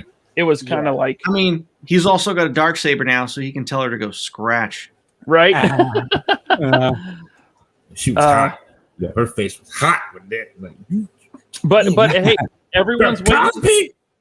Everyone's waiting for Mandalorian season 3, but from what they've said, Book of Boba Fett is Mandalorian season 2.5. Yeah, and we're going to see some follow up to that story in Book of Boba Fett. Yeah. So we won't have to wait till season 3 to get more of that story, which is really cool. December. That's when baby. Book of Boba Fett, and with all that stuff is great. But man, I'm looking forward to Obi-Wan Kenobi series. Yeah. Omega Weapon 13. Thank you. Emily Swallow played the armor, and Emily Swallow is awesome. I don't know how y'all get excited about this Obi-Wan Kenobi. Like, what more can this man do? How dare you? You're supposed to be hiding. What are you doing? I'm gonna tell you what. Because before Luke becomes a Jedi, Obi-Wan is the closest thing to a true Jedi, like Qui-Gon Jinn. You're supposed to be hiding. What are you doing? If they don't give me some Force Ghost Qui-Gon, I'll be really upset. Oh, that'd be cool, man. If what? What about Qui-Gon? I want Force Ghost Qui-Gon. Oh yeah, he's coming. I've been robbed. Oh, for years Liam Neeson's not coming back for that. Listen, I hope the story is about him going against the Darth Maul's what is it called? The group of people that he's in charge of in Solo. Not Black Sun. It's yeah. It's people in the chat. Come on, help us out.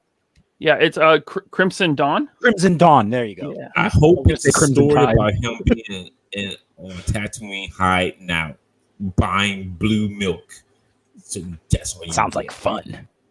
Oh yes. Hope they make it in 3D. You know what? You know what you sound like? You sound like Kathleen Kennedy movie maker. How dare you? So how about we make it Obi-Wan? He's going to buy blue milk in 3D. I'm kidding. I don't like 3D movies. Oh my goodness. This guy over here. All right. Crimson Dawn. That's what it is. That's what Josh said. Yep, Crimson Dawn. Real quick before we get out of here, do you guys want to give your quick takes on Black Widow? Yeah, I was going to ask about that. I did not enjoy it. I wish I had those 2 hours back. Right. I told you guys, man. I think it's the worst Marvel Studios movie ever. Yeah. Worse than Dark World. Worse than the Hulk movie. Here's what I was trying to tell. Whoa, sorry. Hold on. Which Hulk movie? The Incredible Hulk with Edward Norton. Are you sick? I didn't like it. I didn't like it. Go ahead, Bob. I didn't like go the ahead. design. You know what's funny about the Hulk movie? The Hulk movie's not like when you go on Disney Plus into the Marvel section and you go through all the MCU movies. That movie's the only movie that's missing. Ah. My thing is because I watched it with my wife and she was like, "I have no idea like what's going on," and I'm like, "This movie takes place between two other movies that happened years ago," and I told her the reason I didn't like it is because, listen, you ended the whole Infinity Saga. I got it. It was wrapped up in a nice bow. It was definitive. I'm kind of marveled out. Like Me too. And when you go into a character that you killed off, one, you killed her off, and then two, it's like you kind of told a story that went nowhere. And it's like, okay, if you know, spoilers, everyone, get out now. I'm going to reveal spoilers. Get out now, or I'm going to reveal spoilers. All right. The thing with Clint with Hawkeye at the end, that's the only thing that movie set up, and it was set up with a post-credit scene. So to me, it's like, wait, you had this 2-hour movie that told zero story. Like, okay, you gave some Black Widow backstory, but I didn't need a movie for that. I got that during the dream sequence with Scarlet Witch. Mm-hmm. So to me, it's like this movie. The movie did nothing to set up anything else. It was just a standalone movie that went nowhere. Well, the whole movie was about the end credit scene. It was setting up Yelena Belova. Yeah. And I'm like, can I just have a movie that's about this movie and not just set up for more? Yeah. I'm not even See, I didn't like that it tied to nothing. Like, besides that one end credit scene, the movie tied to nothing. Like, it really didn't do much. Like, it didn't set anything else up. We didn't really care what she was doing in between Civil War and Infinity War. Like, I didn't care. I don't know if you guys didn't care. I didn't care. She showed up with blonde hair. Okay. Well, still, you still left it open because at the end, did she get arrested? Wait, all the cars were coming. Did Ross get her? Because wait, all of a sudden it's like she's standing there in this power scene and the cars are coming, but then you cut away and all of a sudden it's 10 months later and she's blonde. So what really happened? How about tell that fucking story? What killed me was like, so you tell us how she got the little flap jacket. I didn't care about that. That was useless. That was useless. Nobody did. You showed me a Black Widow who was more scared than any other Marvel movie that I've seen so far. You started off strong, and I would say kind of strong in Iron Man 2. Then you kind of built her up as like being a strong character. Now, this movie could have been as great as I want to say Winter Soldier if you set it up as a direct spy movie or like on the run movie. Like the government is hunting you down. Now you're trying to keep off the grid and trying to keep ahead of the government. Not the red room is still open. Oh, your sister got gas because she was under brainwashed, and her Yelena was like cracking, like she was like the jokester. Yeah, and that just like didn't feel. And then when they were talking about like the period joke, like that just went on. Like you didn't need to go on about that. Yeah, that went on too long. Like no. And most Marvel movie humor is actually pretty funny. Yeah, this was just forced humor. Yeah, besides Red Guardian, nothing was funny. Yeah. And you mean to tell me that Tony Stark didn't know that there was some giant floating base in the clouds? Come on.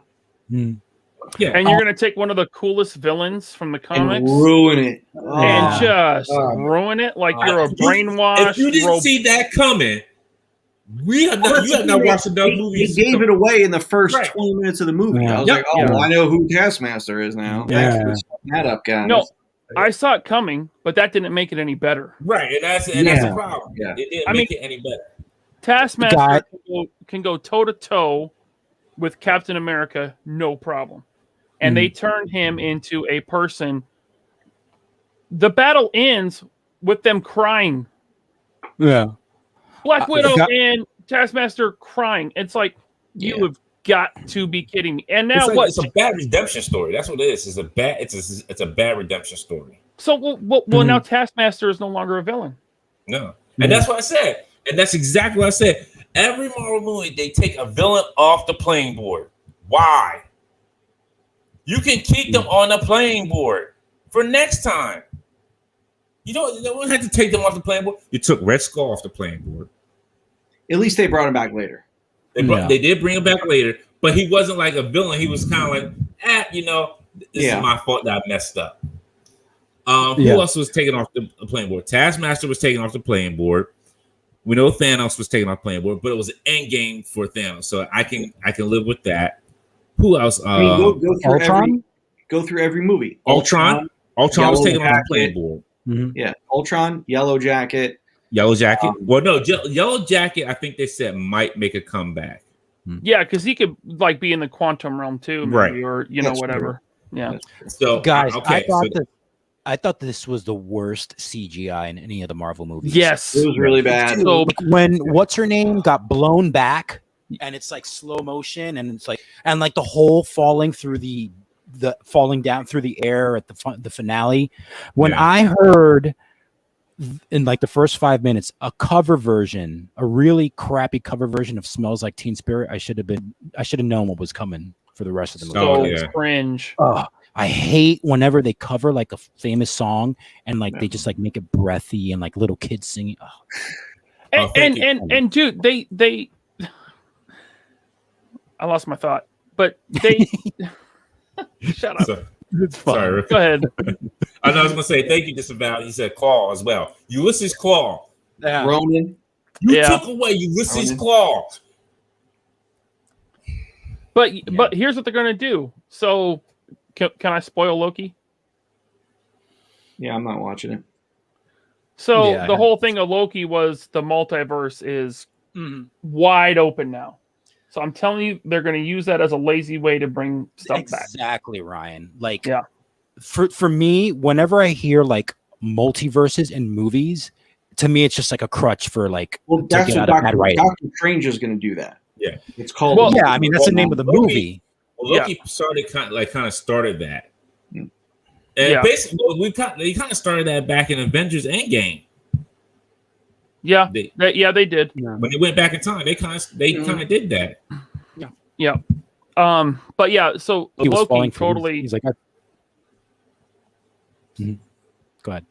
Okay, so the whole thing in Loki was that the multiverse was being suppressed, the timeline was contained, and by the end of Loki, it's blown up, and the timeline's going everywhere, and now we have a multiverse. Yeah. And so I think Multiverse of Madness, Doctor Strange is going to be dealing with that. Yeah, that's how you're gonna get your mutants. Yeah, probably. Yep. I guarantee that's how you're gonna get your mutants. That's how the X-Men are gonna enter. I think we're going to see like a whole new universe in the MCU where maybe mutants have always been there. Oh, hey there, Laser Pants Avatar on Valor versus StreamYard. When That's did cool. they change that? It's been like a month now, hasn't it? He should keep it. It looks great.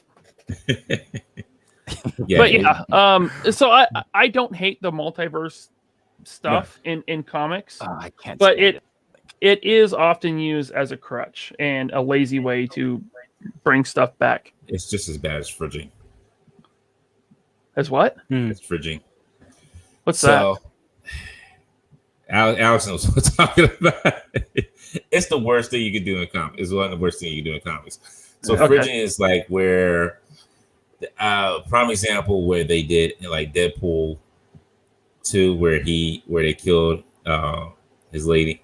I forget what her name was, and then he went to get revenge. He tried to bring her back. And same thing with I guess I'm not explaining right. Alex, you can explain it better Friday. No, that was it. That was perfect.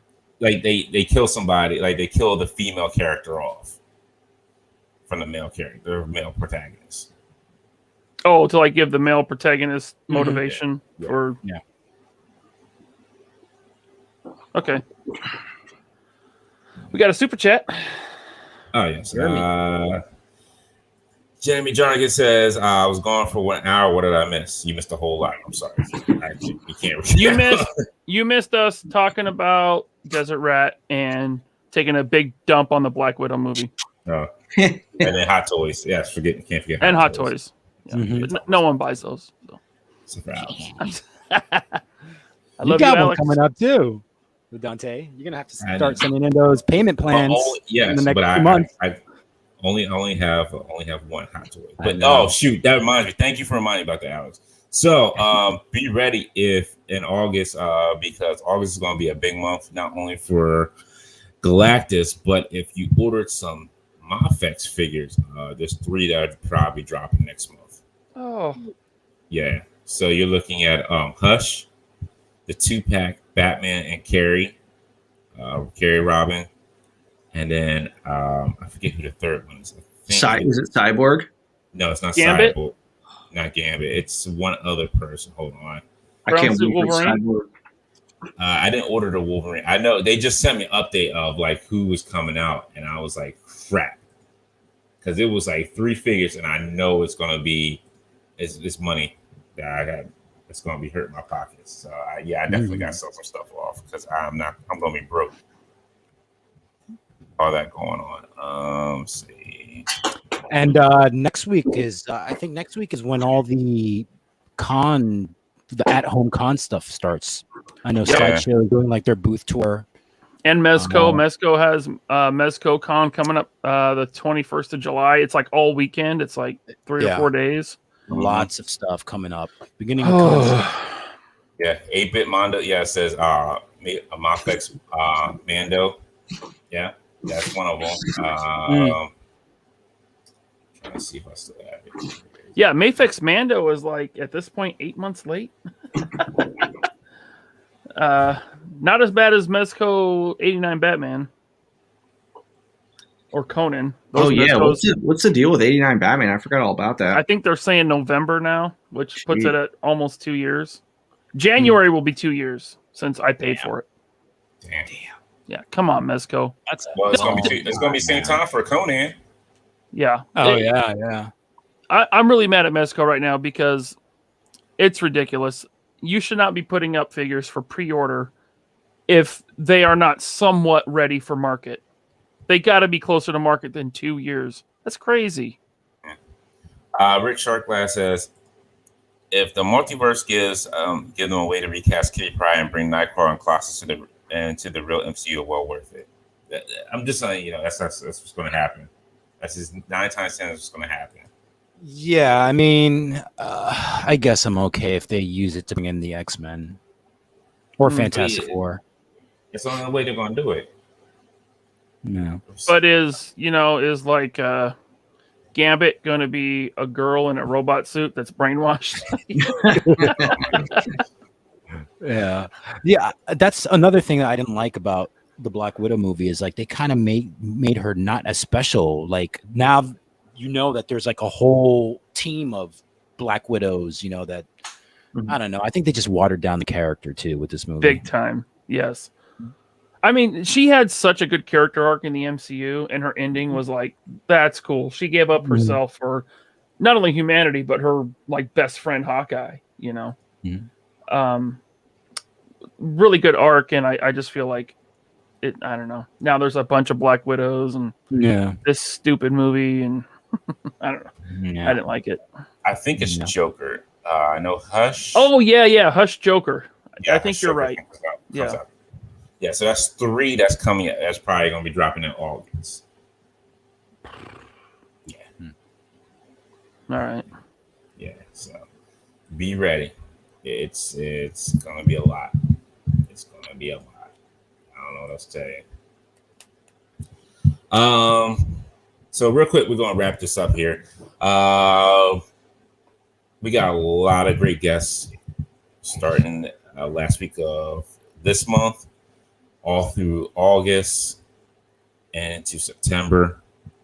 A lot of people, some people that you've been asking for to see, some new people that we're going to have that you may not know and get to know. August, please get ready for our first charity event that we're going to be doing, Toys for Tots. We got a lot of other podcasters in the toy community who are joining us.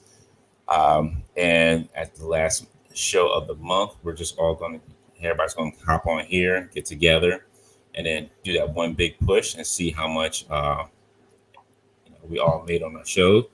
And let me get the direct quote right here, because I did get a quote from High School Creations. Let me find it here. He said he would match the amount of money that was put into it. But let me make sure I get that information correct. That could be a lot of money. He said, I personally matched the total raise from the Diorama Talk Show bar set gentleman. Oh. So from that episode, he'll match that money. So how much ever was donated in that episode is how much he'll match it.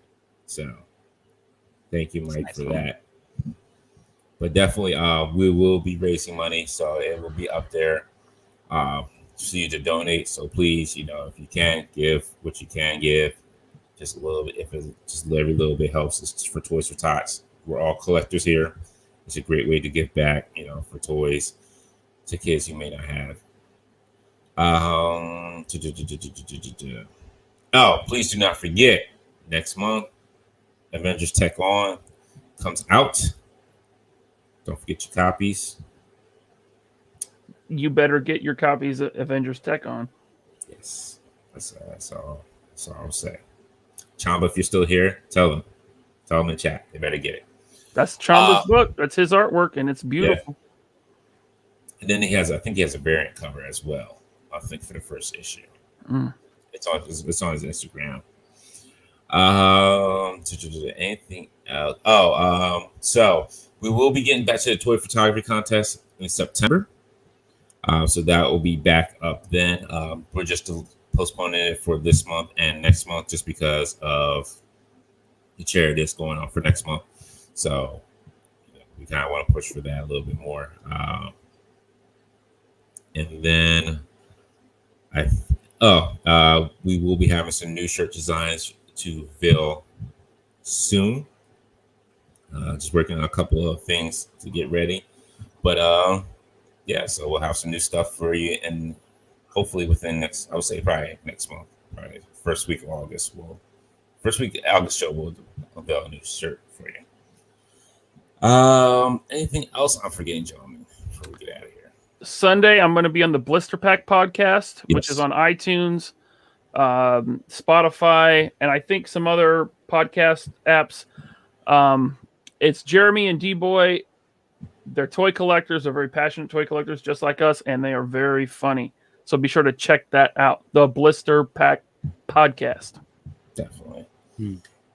Don't forget to comment, like, subscribe. If you like what you see here, please subscribe if you haven't. Thank you for all the new subscribers that we have. Thank you for all the new people who came out and showed us some love. We appreciate it very much.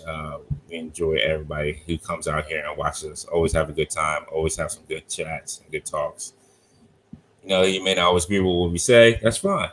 Everybody has different opinions, but as long as we're all still collectors here, and we all still have a good time and enjoy the things that we enjoy. But you also enjoy my joy as well too. We all enjoy each other's joy. No, you enjoyed my joy first. Enjoy my hate. Hate. Vince, leads the dark side. My hate is my joy. There you go. You enjoy my joy? I see how you Yes, did yes, I that. do. Yeah. Yes. I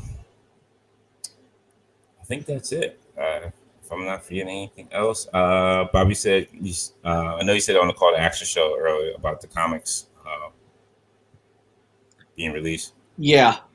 Check out the call to action show for that. Yeah. Yep. It's Right. If you haven't listened, go over to Better the listen. call action show on YouTube, subscribe, and listen to today's show at least. It's so good.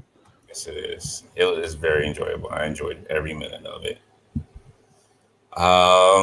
Yeah. Other than that, I guess the next con we will be at is New York Comic Con.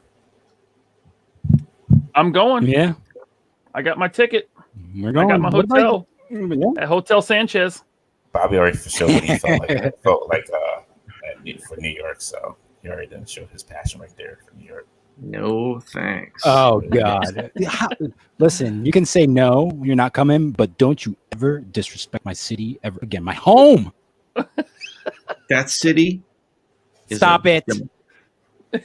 That city reminds me of The Critic, and I love The Critic. John Lovitz. Yes. Oh, I got a bone to pick with Ryan.